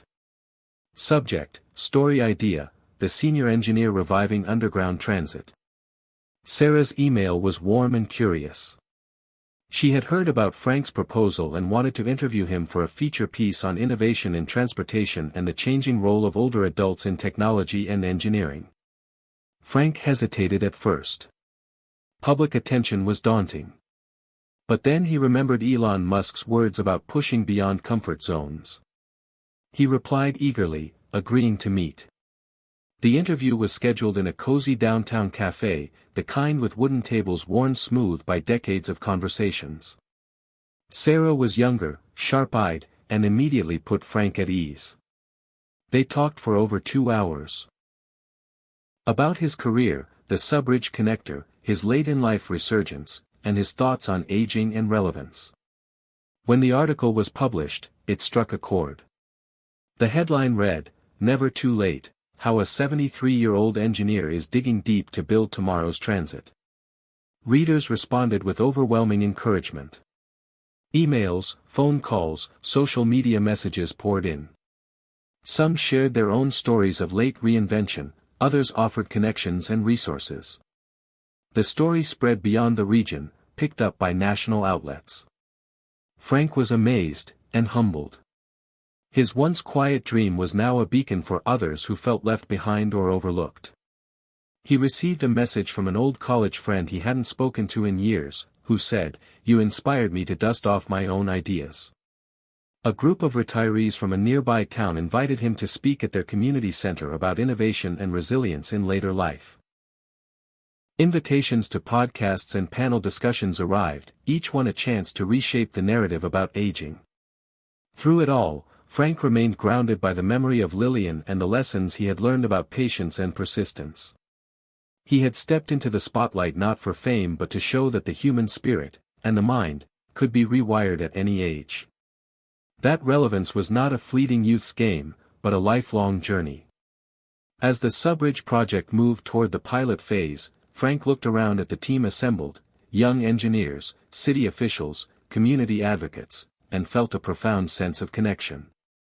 He was no longer isolated in his garage. He was part of a movement. And the spark had been Elon Musk's vision, a vision that refused to accept limits and encouraged dreaming big, no matter the age. One evening, after a long day of meetings, Frank sat alone on his porch. The stars twinkled above, vast and infinite. He whispered to the night, "Thank you, Elon. for showing me that the future is never out of reach. And with that, Frank Doyle embraced his new chapter, one defined not by the years behind him but by the limitless possibilities ahead. Frank stood in the middle of the renovated community center gymnasium, the buzz of chatter around him mixing with the scent of fresh coffee and the faint hum of overhead lights. Chairs were arranged in a semicircle, and the polished wood floor gleamed under the spotlight that caught every speck of dust floating in the air. He adjusted his jacket, feeling a mix of excitement and nerves he hadn't known in years. The group that had gathered that afternoon was diverse. Retirees with silver hair and crinkled smiles, young engineers fresh out of college clutching notebooks, city planners in crisp suits, and a few local reporters scribbling notes. The air crackled with possibility. Frank remembered the days not long ago when his world had been limited to the four walls of his garage, the echo of silence louder than any voice. Now, here he was, about to speak not just about tunnels and transit but about something far bigger, bridging the gap between generations, between dreams deferred and dreams rediscovered. He glanced at the old photo taped inside his jacket pocket, Lillian's smiling face, before stepping up to the podium. The room quieted. Frank cleared his throat, scanning the faces, looking for the thread that connected them all. "Thank you for being here," he began, his voice steady but warm. "I want to share a story, my story, because it's not just mine. It's a story about what happens when you refuse to let time define you." He paused, letting the words sink in. "For a long time, I believed that my best years were behind me. That the work I'd done was finished, that my role was to fade into the background. But then, something changed. I realized that innovation isn't about age, it's about mindset. About being willing to challenge what we think is possible." He talked about the subridge connector, but not just as an engineering marvel. He told them how it was a symbol, of resilience, of hope, of reclaiming purpose when everything else seemed lost. He spoke of Elon Musk's relentless questioning of limits and how that fire had sparked his own courage to start again. Hands raised with questions, about technical details, about funding, about community impact, and Frank answered with a patience and clarity born from decades of experience. But more than that, he listened. He realized that the conversations weren't just about tunnels or transit, they were about connection. Between ideas, between people, between past and future. After the session, a young woman named Mia approached him. She was an intern with a local transportation startup, her eyes bright with curiosity. "Mr. Doyle, your story, it means a lot. I've been scared that my age makes me too inexperienced to matter. But you just changed that for me." Frank smiled, the same gentle smile Lillian had loved. "Mia, every generation has something valuable to offer. We need your energy, your fresh ideas. And you need the lessons of those who've walked the path before you. Together, we build bridges, not just in concrete, but in spirit." That evening, Frank sat by the window, the city lights flickering like stars fallen to earth. He thought about the journey so far, the lonely mornings, the harsh doubts, the moments when he almost gave up. And he felt a quiet gratitude for every step, every misstep. Because each had led him here, to a place where his story was no longer just about survival but about inspiring others to rewrite their own. His phone buzzed softly. It was a message from Kara. "You nailed it today. People are still talking." He typed back, "We're just getting started." And beneath the glow of the night, Frank Doyle knew that the future was wide open, ready for anyone brave enough to step inside and build. The morning of the groundbreaking ceremony arrived crisp and clear, a perfect late spring day in the city where the hustle of life seemed to pause just enough to honor a new beginning. Frank stood among a crowd gathered near the fenced-off construction site, the fresh scent of earth and dew mingling with the tang of anticipation. Bright yellow hard hats gleamed under the sun, and a large banner fluttered above the site, emblazoned with the words, "Subridge Connector, building the future together."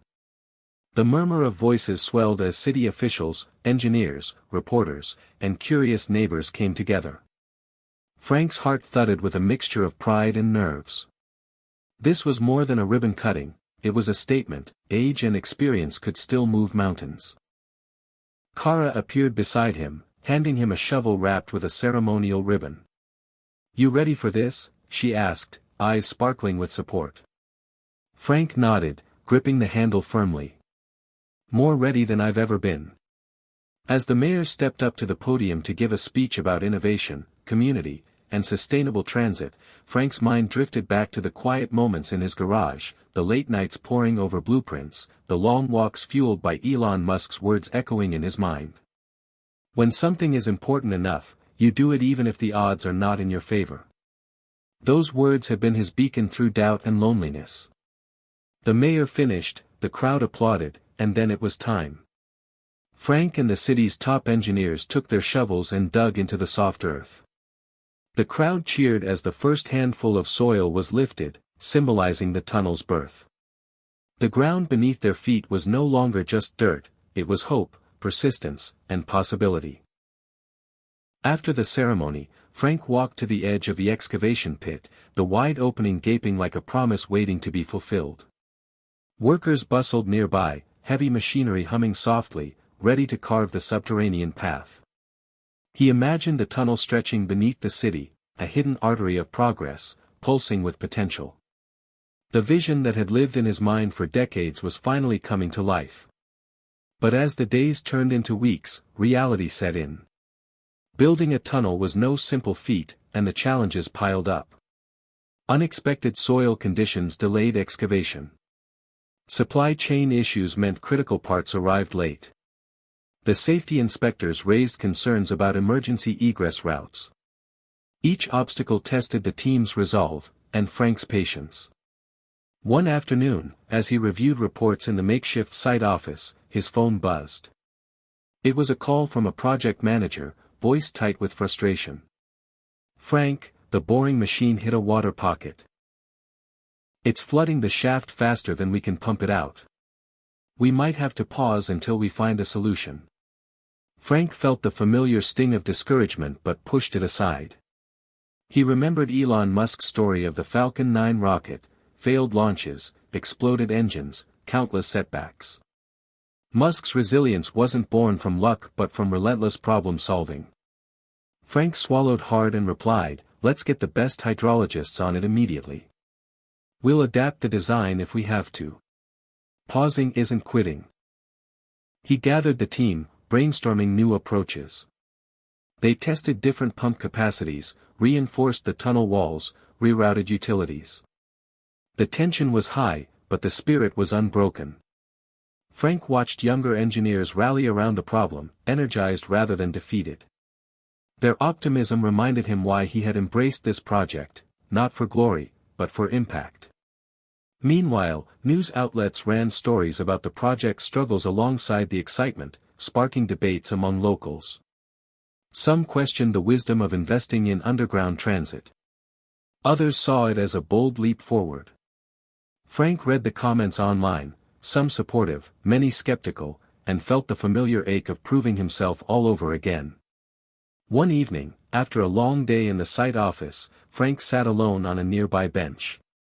The city skyline glittered, lights reflecting in the river below.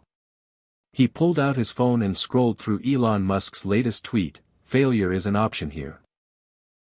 If things are not failing, you are not innovating enough." Frank smiled softly, feeling less alone in the struggle. Failure wasn't a stop sign, it was a guidepost on the path to success. Determined, he penned an email to the team, reminding them that setbacks were part of building something meaningful. "We're not just digging tunnels," he wrote, "we're creating pathways for future generations. Let's keep moving forward." Weeks later, the water problem was contained, and boring resumed.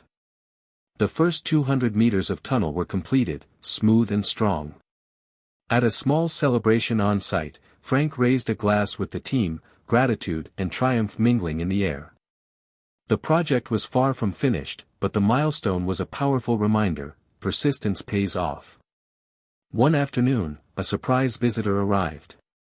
It was Sarah Collins, the reporter who had first told Frank's story to the world. She handed him a printed copy of the latest article. This one highlighting the tunnel's progress and Frank's leadership. "Your story is inspiring a lot of people," she said. "Not just engineers, but anyone who's ever thought it was too late to start over." Frank looked at the article, then out at the site bustling with life. "I'm just one man," he said quietly. "But if my journey helps others believe they still have something to give, then it's worth every challenge." As the sun dipped below the horizon, Frank stood again by the excavation pit, the soft hum of machinery blending with the city's evening sounds. The tunnel was more than concrete and steel, it was a testament to resilience, a symbol that age was no barrier to dreaming big. With the ground broken and the first tunnel carved, Frank Doyle felt the weight of the past lift just a little more. The future wasn't waiting for anyone, it was being built, one stubborn step at a time. Frank sat quietly in the worn leather chair of his living room, the late afternoon light filtering through the curtains and casting a warm glow over the scattered papers and blueprints on the coffee table. The house was too quiet, filled only with the soft ticking of an old clock on the wall and the distant hum of traffic outside. He held his phone in his hand, staring at the screen as if willing himself to press the call button. After years of silence, the voice of his son, Michael, felt like an impossible bridge to cross. The memories of their last argument, sharp words, long silences, doors closing, still echoed painfully in his mind. The distance between them was as wide and deep as any tunnel he'd ever tried to build. For months, Frank had hesitated. His pride warred with his longing. The years of regret and missed moments weighed heavily, but so did the hope sparked by Elon Musk's words about fearlessness and daring to try. When something is important enough, you do it even if the odds are not in your favor. Frank thought about the odds, how unlikely it seemed to mend what was broken, to reconnect after decades of silence. But the alternative, living without reconciliation, was a risk he no longer wanted to take. He took a deep breath and dialed Michael's number. It rang twice before the voice he had longed to hear answered, cautious but familiar. "Dad?" "Michael," Frank said, voice trembling with a mix of fear and relief. "I've been thinking, about us. About the years we lost." There was a pause, a crackle of silence heavy with unspoken words. Then Michael spoke softly. "I've thought about you too. More than you know." They talked for nearly an hour, slowly unraveling the knot of hurt and misunderstanding that had kept them apart. Frank shared his journey, the project, the inspiration from Elon Musk, the second chance he had seized, and Michael listened. He told Frank about his own struggles and regrets, the loneliness of raising a family without his father's presence. By the end of the call, something fragile but real had begun to heal. Frank felt tears welling up, not just for the pain of the past but for the promise of a future they might rebuild. "I want to see you," Michael said finally. "Let's take it one step at a time." The next weeks were filled with tentative messages, visits, and long conversations. Frank met Michael's children, his grandchildren, for the first time in years. They were curious, shy, and full of questions about Grandpa's work on the tunnels. Frank showed them sketches and photos, sharing the story of how even late in life, dreams could still take shape. One Saturday afternoon, Frank and Michael walked together along the riverwalk near the construction site. The spring air was cool, filled with the scent of blooming flowers and fresh earth. Frank felt the years of silence melt away with every step. They talked about old memories and new hopes, their voices blending with the sounds of the city. Michael admitted, "I was wrong to shut you out. You taught me something important, about resilience, about never giving up." Frank smiled, feeling a weight lift. "We're building more than tunnels, Michael. We're building bridges, between the past and the future." That evening, as Frank sat by the window watching the city lights twinkle like distant stars, he realized that the hardest barriers were sometimes the ones within ourselves. Elon Musk's vision had sparked more than a transit project, it had reignited a family's connection, proving that it's never too late to rebuild what was once lost. Frank knew the journey wasn't over, but with every repaired relationship and every new milestone in the tunnel project, he felt the pulse of life stronger than ever. Age was no longer a limit, it was the foundation on which he would continue to build. Frank stood at the edge of the construction site just as the sun dipped behind the city skyline, painting the sky with streaks of orange and pink. The day had been long and exhausting, the kind of day where every small victory was shadowed by the looming challenges. He wiped the sweat from his brow and glanced at the towering machinery that had been digging beneath the city for weeks now. For a moment, he allowed himself a quiet smile, recalling how far the sub-bridge project had come since those early days alone in his garage. But the satisfaction was short-lived. His phone buzzed insistently in his pocket, a sharp intrusion into the calm dusk. It was Kara. Her voice trembled when she spoke. "Frank, we have a serious problem. The city just notified us that the environmental review found contamination near the proposed tunnel route. It's going to delay everything. They want a full site remediation plan before we can proceed." Frank's heart sank. Contamination. It was the last thing the project needed. For months, they had navigated technical hurdles, funding challenges, and skeptical voices. Now this threat of toxic soil was not only a health hazard but a potential death knell for the entire sub-bridge connector. He tried to steady his voice. "Do they have details? What kind of contaminants? Heavy metals, some industrial chemicals. The city's concerned about public safety. They've frozen permits until remediation is complete. Frank, this could add months, maybe years." Frank exhaled slowly, the weight of the news pressing down on him like the earth above the tunnels. He thought of Elon Musk's relentless resilience, how Musk faced rocket explosions, financial crises, and near bankruptcy without giving in. But Frank was no billionaire mogul with limitless resources. He was a man in his 70s fighting to prove that age and experience still mattered. That night, Frank sat alone in the dim light of his study, the city's distant hum filtering through the window. He stared at the blueprints spread across his desk, the intricate lines representing not just tunnels but the future he had fought so hard to reclaim.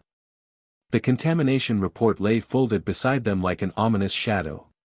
He felt the familiar sting of doubt creeping in, whispering that maybe this was the universe's way of saying he should stop. But then he remembered the countless setbacks Elon Musk had faced, and how every failure was just a step toward success. "Failure is an option here," Musk had tweeted once, "if things are not failing, you are not innovating enough." Frank understood now that setbacks weren't signs to quit but signals to adapt. He called an emergency meeting with his team the next morning. The conference room was tense, faces tight with worry. Frank looked around at the young engineers, the city planners, the environmental experts, seeing in them the same fire that had driven him to start this journey. "We knew this wouldn't be easy," he began, voice steady despite the storm inside. "Contamination is a setback, yes. But it's also an opportunity to show what we're really made of. We're going to develop the most thorough, responsible remediation plan the city has ever seen. We're not just building tunnels, we're building trust." The team rallied, working around the clock to assess the contamination, devise cleanup strategies, and communicate transparently with city officials and the public. Frank spent hours on calls with environmental scientists, legal experts, and community leaders, learning new jargon, navigating bureaucratic hurdles, and absorbing the technical details like a student again. One afternoon, Kara brought him a report with preliminary results from the soil testing. "It's worse than we thought in some areas," she said, her voice tight. "But we've identified some innovative bioremediation techniques that might speed up the process. It won't be cheap, but it's promising." Frank nodded, the spark of hope igniting once more. They submitted the remediation plan, incorporating the new techniques, and began outreach to local neighborhoods to explain the process and address concerns. Some residents were skeptical, others anxious, but many appreciated the transparency and effort. Throughout it all, Frank wrestled with moments of exhaustion and self-doubt. He missed Lillian's steady presence beside him, the comforting way she would have reminded him to breathe, to keep faith. Yet in those dark moments, he found strength in the memory of her belief in him and the example of Elon Musk's daring vision, reminding him that great progress often came from navigating the hardest terrain. Months passed. The remediation process moved forward, slowly but surely. Frank visited the site regularly, watching the transformation as contaminated soil was treated and replaced, safety measures installed, and hope restored. Each small step was a victory against the odds. One chilly morning, as he stood near the edge of the cleaned excavation site, Frank received a text from Michael, "Proud of you, Dad. Keep fighting." Frank smiled, feeling the powerful connection between family, purpose, and perseverance. He knew the path ahead would still be filled with challenges, but the project and his life had been reshaped by the very setbacks that once threatened to break him. Under the soft glow of dawn, Frank whispered to himself, "This is just another tunnel to cross." And with that, he stepped forward, ready to lead the way. Frank sat quietly at the back of the packed auditorium, the hum of murmured conversation rising and falling like the tide. Around him, young innovators, city officials, and community members buzzed with anticipation, their faces alight with hope and curiosity. The banners hanging from the rafters bore bold slogans: "Reimagine transit, build the future together." But for Frank, tonight was about something more profound. It was about expanding a vision that began with tunnels but stretched far beyond concrete and steel. It was about inspiring belief, in himself, in his community, and in the idea that no one was ever too old to change the world. The stage lights dimmed, and a spotlight hit the podium. The city's new transportation commissioner stepped forward and began with a rousing speech about sustainability, innovation, and the vital role of underground transit in shaping a livable future. Then, it was Frank's turn. As he rose from his seat, the weight of the journey settled around him, not as a burden but as a mantle. Taking the stage, Frank breathed deeply, feeling the eyes of the room focus on him. He glanced at the familiar faces, Kara, Michael, Mia, and a swell of emotion rose within. "Thank you," he began, voice steady, "for believing in a project that once seemed impossible. The Subridge Connector is more than a tunnel. It's a symbol of resilience, of daring to dream, no matter your age or the obstacles you face." He spoke of Elon Musk's relentless drive to defy limits, of how Musk's vision had sparked something inside him, a refusal to accept that aging meant fading away. "We all carry stories of failure and fear," Frank said, "but what if those stories were just the prologue to a new chapter? What if the greatest innovations are still ahead, waiting for us to claim them?" The crowd leaned in, captivated. Frank unveiled new plans. Concepts for expanding the tunnel system into a network linking neighboring communities, integrating renewable energy to power transit, and creating public spaces that reconnect people to their city and to each other. His voice painted a vivid picture of a future where transit wasn't just about getting from point A to B, but about forging connections, between generations, ideas, and dreams. He shared personal reflections, the hard-won lessons from setbacks and setbacks transformed into stepping stones.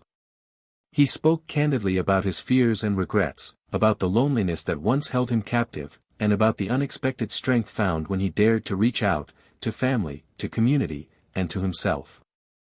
As Frank finished, a hush fell over the room before a rising wave of applause broke out. People stood, some wiping away tears, others nodding with renewed determination. A young woman approached him afterward, tears shining in her eyes. "You showed me that it's never too late to chase a dream," she said. "Thank you." Frank smiled, feeling a deep connection ripple through the crowd. This moment was more than a presentation, it was a call to action, an invitation to rewrite the narrative of aging and purpose. Later that evening, Frank and Kara walked outside under a canopy of stars, the city skyline glowing softly. "You've sparked something here," Kara said. "Not just a project, but a movement." Frank looked up, the vastness of the night sky reflecting the endless possibilities ahead. "It's about more than tunnels," he said softly. "It's about building a legacy that says no one is ever too old to change the world." With renewed purpose and a heart full of hope, Frank Doyle knew his journey was far from over. The vision that had started with a single tunnel was now a beacon lighting the way for others, proof that the future belonged to those brave enough to dream again. Frank arrived early at the community center, the familiar hum of chatter and footsteps filling the large room as neighbors, local business owners, and city officials gathered for the town hall meeting. The smell of fresh coffee mingled with the crisp spring air drifting through open windows. Banners promoting the Subridge connector hung along the walls, bright and hopeful, their bold lettering a testament to the project's growing momentum. For Frank, this meeting was more than an update, it was a pivotal moment, a chance to bridge the gap between engineering plans and the hearts of the people he was building for. As he took the podium, the room quieted. Faces he had come to know, some skeptical, others eager, turned toward him. Frank's eyes scanned the crowd, landing briefly on Michael and Kara, seated near the front. Their presence steadied him, a reminder of the personal stakes behind every tunnel dug and every challenge overcome. "Thank you all for coming," Frank began, his voice warm yet determined. "This project isn't just about infrastructure, it's about community, connection, and creating a future we can all be proud of." He paused, letting the words settle. "I know many of you have concerns, questions, and even fears. That's understandable. Change can be daunting, especially when it feels like it's happening beneath our feet." A hand shot up in the crowd, a middle-aged woman named Linda, who owned a small bakery downtown. "Frank, I get the vision. I really do. But what about the disruption? The noise, the dust? My business has already struggled through the pandemic. I can't afford another hit." Frank nodded, appreciating her honesty. "Linda, your concerns are valid. We've worked closely with contractors to minimize disruptions, scheduling the loudest work during off hours and implementing dust control measures. We're committed to supporting local businesses through this process, including financial assistance and promotional campaigns to help bring customers in." He offered a reassuring smile. "This is a partnership, and your well-being is just as important as the project's success." Questions flowed, about safety, environmental impact, job opportunities, and long-term benefits.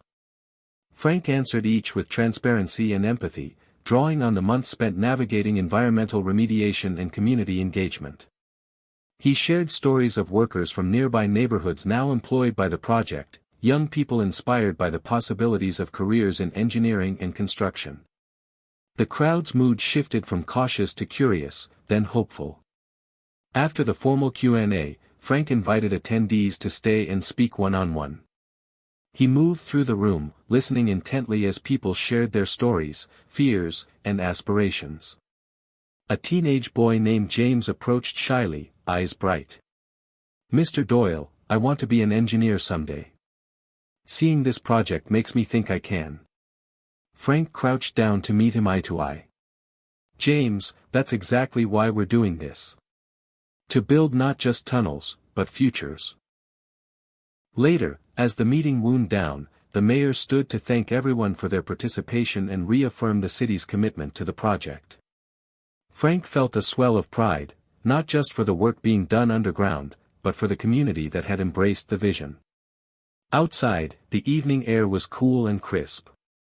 Frank lingered by the entrance, watching neighbors linger in animated conversations, their faces lit by streetlights and renewed optimism. Kara joined him, slipping her hand into his. "You brought them in," she said softly. "They believe in the dream because you made it real." Frank smiled, feeling the weight of the journey lighten. The path ahead was still long, with challenges to meet and bridges to build. But tonight was proof that transformation was possible, not just in tunnels beneath the city, but in the hearts of those who dared to hope. As they walked to the car, Frank glanced up at the stars emerging in the night sky, their quiet brilliance a reminder that even in darkness, light finds a way.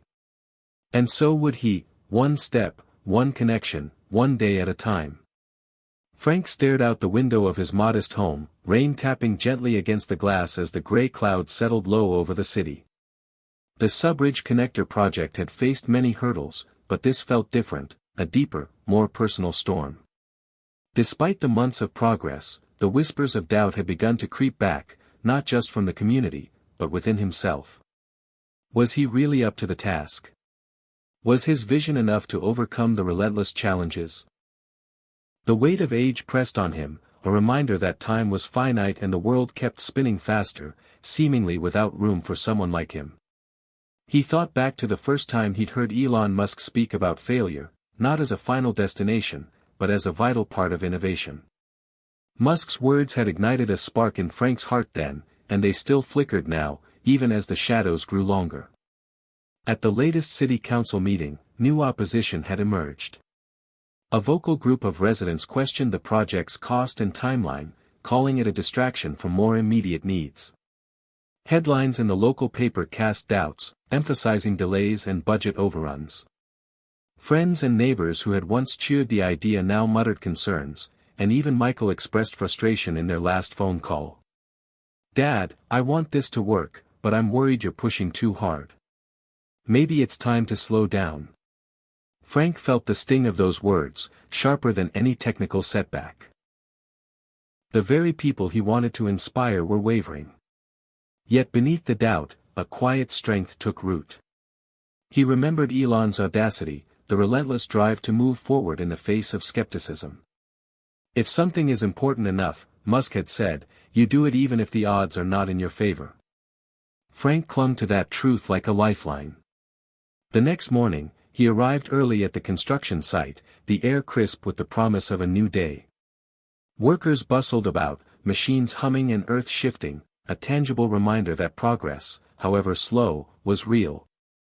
Frank walked among the teams, sharing words of encouragement, reminding them that their efforts were shaping more than tunnels, they were building hope. Later, in the quiet of his study, Frank pulled out a worn notebook filled with sketches and notes from the project's earliest days. His fingers traced the lines of a dream once distant but now almost within reach. He thought of Lillian, her unwavering faith, and how she would have told him to trust the journey. Determined to confront doubt head-on, Frank organized a community forum titled, "Strength in Persistence." He invited skeptics and supporters alike, experts to address concerns, and residents to share their hopes and fears. The event was held in a local theater, its stage bathed in warm light, the seats filling with a diverse crowd. Frank took the stage, his voice calm but resolute.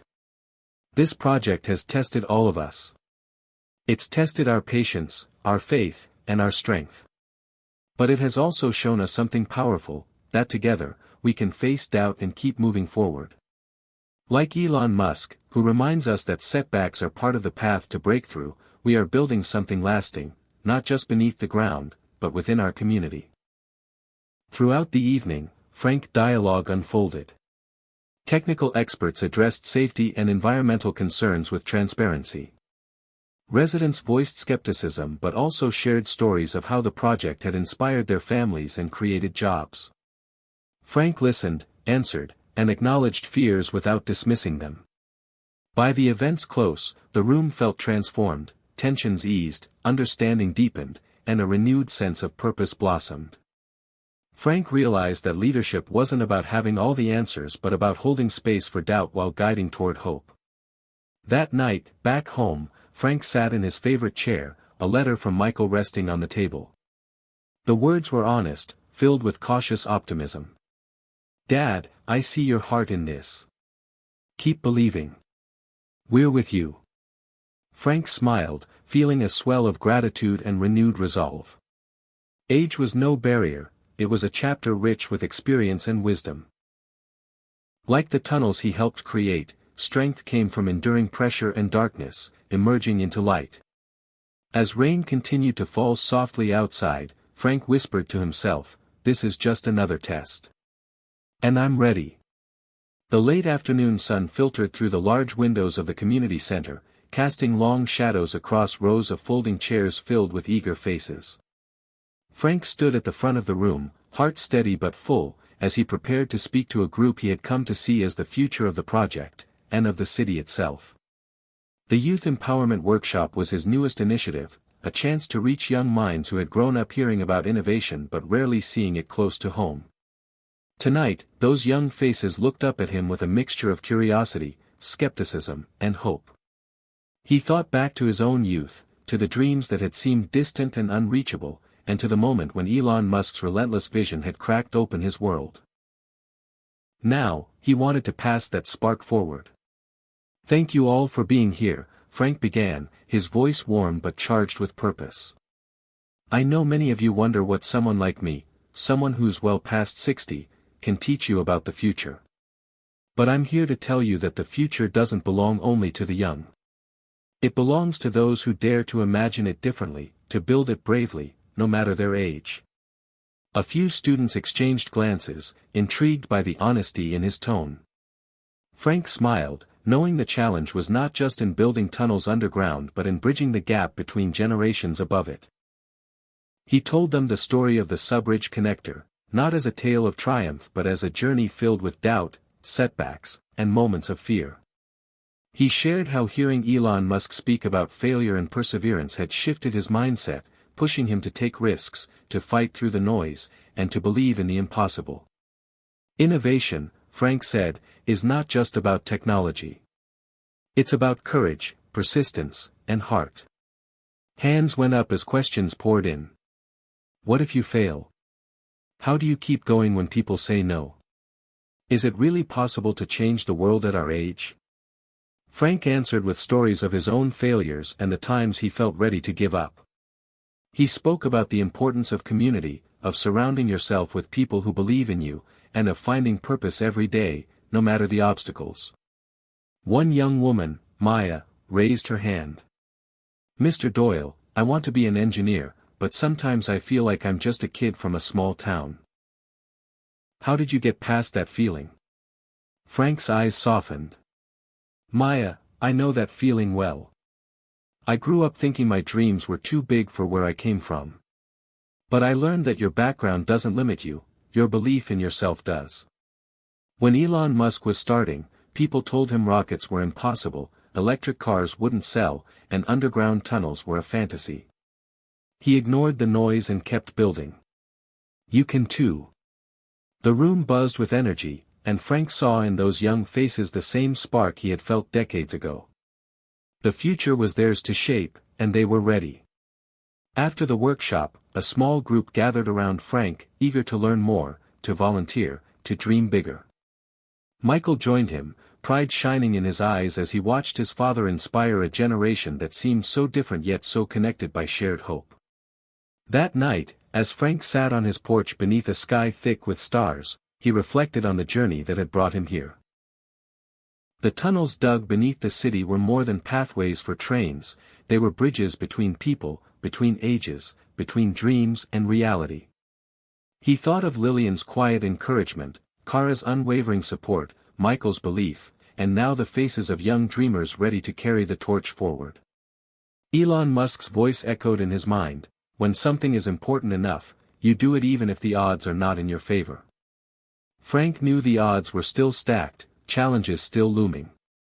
But the fire inside him, and in the community, burned brighter than ever. With a deep breath, he whispered into the night, "This is just the beginning." The morning air was crisp and electric as Frank stood at the edge of the subridge connector construction site, the rising sun casting long shadows over the labyrinth of tunnels and machinery below. Months of sweat, doubt, and relentless effort had brought the project to this pivotal moment, the tunnel's first full test run. The city had watched with bated breath as the project teetered on the edge of success or failure, and now, everything would be decided by what happened in the next few hours. Frank's heart beat steadily, not out of calm, but out of the fierce determination that had carried him this far. Age was no longer a limitation, it was the fuel powering every step forward. The crowd gathered behind barricades buzzed with nervous excitement. Journalists jockeyed for position, their cameras trained on the sleek, futuristic pod designed to traverse the underground tunnel at speeds once thought impossible beneath their city streets. Frank spotted Kara and Michael among the onlookers, their faces a mix of pride and apprehension. He offered them a small, reassuring smile. This moment was as much theirs as it was his. As the engineering team initiated the final systems checks, Frank allowed himself a brief flashback, to the earliest days of the project, when his vision had been dismissed as a pipe dream, when every setback had felt like a verdict on his own worth. But here he was now, standing at the cusp of something greater, a living testament to perseverance and courage. The chief engineer gave Frank a nod, signaling readiness. Frank raised his hand for silence and addressed the crowd, voice steady and clear despite the tumult in his chest. Today, we stand on the brink of a new era. The Subridge Connector is more than a tunnel, it's proof that we can redefine what's possible, no matter our age or the obstacles we face. Let this be a reminder that it's never too late to change the world. With a thunderous hum, the pod launched into the tunnel, the sound echoing off the walls like a heartbeat. Spectators gasped as the vehicle disappeared into the darkness, then re-emerged minutes later, smooth and unscathed, a symbol of triumph gleaming in the morning light. Cheers erupted, applause swelling to a roar that shook the streets. Tears welled in Frank's eyes as he looked around at the faces, young and old, beaming with hope and pride. The tipping point had come. The dream was no longer just his, it belonged to the city, to the community, to every soul who had dared to believe. Later that day, Frank sat at his desk, reading messages pouring in from across the country. Stories of people inspired by his journey, emails from retirees reclaiming purpose, letters from young dreamers emboldened to chase their passions. His phone buzzed with calls from local leaders pledging support for expanded transit plans, and volunteers eager to join the cause. Michael knocked softly and entered, holding a worn photo album. "Dad, I found this in the attic. Pictures from when you first started dreaming about this project." Frank smiled as he flipped through images, blueprints scribbled on napkins, old meeting notes, snapshots of an eager, hopeful man who refused to give up. "It's incredible," Michael said, eyes shining. "You never stopped believing." Frank nodded, voice thick with emotion. "I was never too old to try. I just needed to find my reason to matter again." That night, as the city's lights twinkled like stars beneath the vast sky, Frank stepped outside, breathing in the cool air. The tunnels beneath hummed quietly, veins of possibility pulsing beneath the streets. His journey was far from over, but the tipping point had shifted everything. The future was no longer a distant dream, it was here, unfolding with each new sunrise. He looked up at the stars and whispered a vow, to keep building, keep dreaming, keep inspiring. Because age was not the end, but the beginning of a new legacy. The city breathed with a new rhythm. The hum of the Subridge Connector running beneath its streets was a steady pulse, a testament to dreams that refused to die and the relentless spirit of those who dared to build them. Frank stood on the observation deck of the newly opened transit hub, the glass walls framing a panorama of the bustling cityscape. The sun was setting, painting the sky in hues of orange and violet, a perfect metaphor for the end of one journey and the beginning of another. He watched as people of all ages boarded sleek, silent pods gliding effortlessly into the tunnels below, their faces glowing with anticipation and purpose. Nearby, families reunited on benches, friends shared stories, and workers moved with renewed pride, knowing they had helped shape something bigger than themselves. The air was alive with possibility. Frank's thoughts drifted back over the years. The loneliness of those early mornings, the sting of doubt whispered by friends and family, the days when his body ached and his spirit wavered. Yet here he was, a man who had refused to be defined by age or circumstance, who had found a new reason to matter when he thought all was lost. Kara approached quietly, her hand slipping into his. "You did it, Frank. You changed more than the city. You changed yourself."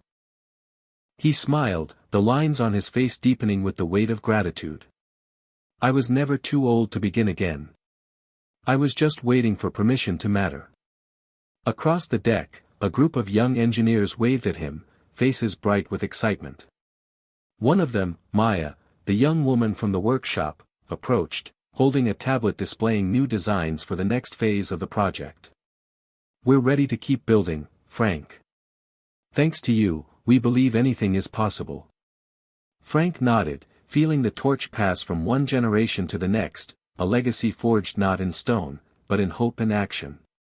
Elon Musk's vision had been the spark, but the fire had become his own, a beacon for those who feared the shadows of aging but longed to shine. Later, in a quiet moment, Frank sat with a journal open on his lap, pen poised. He wrote of lessons learned, that courage is found in persistence, that connection heals, and that purpose can be rediscovered at any stage of life. He penned a letter to his children and grandchildren, urging them to embrace change, to dream boldly, and to never let fear silence their voice. As the city lights flickered on, Frank looked out once more, the hum of the tunnels a lullaby of progress beneath his feet. He knew the road ahead would hold new challenges, but also new victories waiting to be claimed. This was his new beginning, not an end. "I was never too old," he whispered to the night. "I was just waiting to begin again." The city, the people, the dreams, they all moved forward, carried by the legacy of a man who dared to tunnel through doubt and emerge into the light. Frank Doyle's story was no longer just his own. It was a story of transformation, resilience, and the timeless power of vision. And as the stars shimmered overhead, the future unfolded, bright, boundless, and full of promise. Hit subscribe and leave a comment with where you're watching from. This story might just spark a new beginning.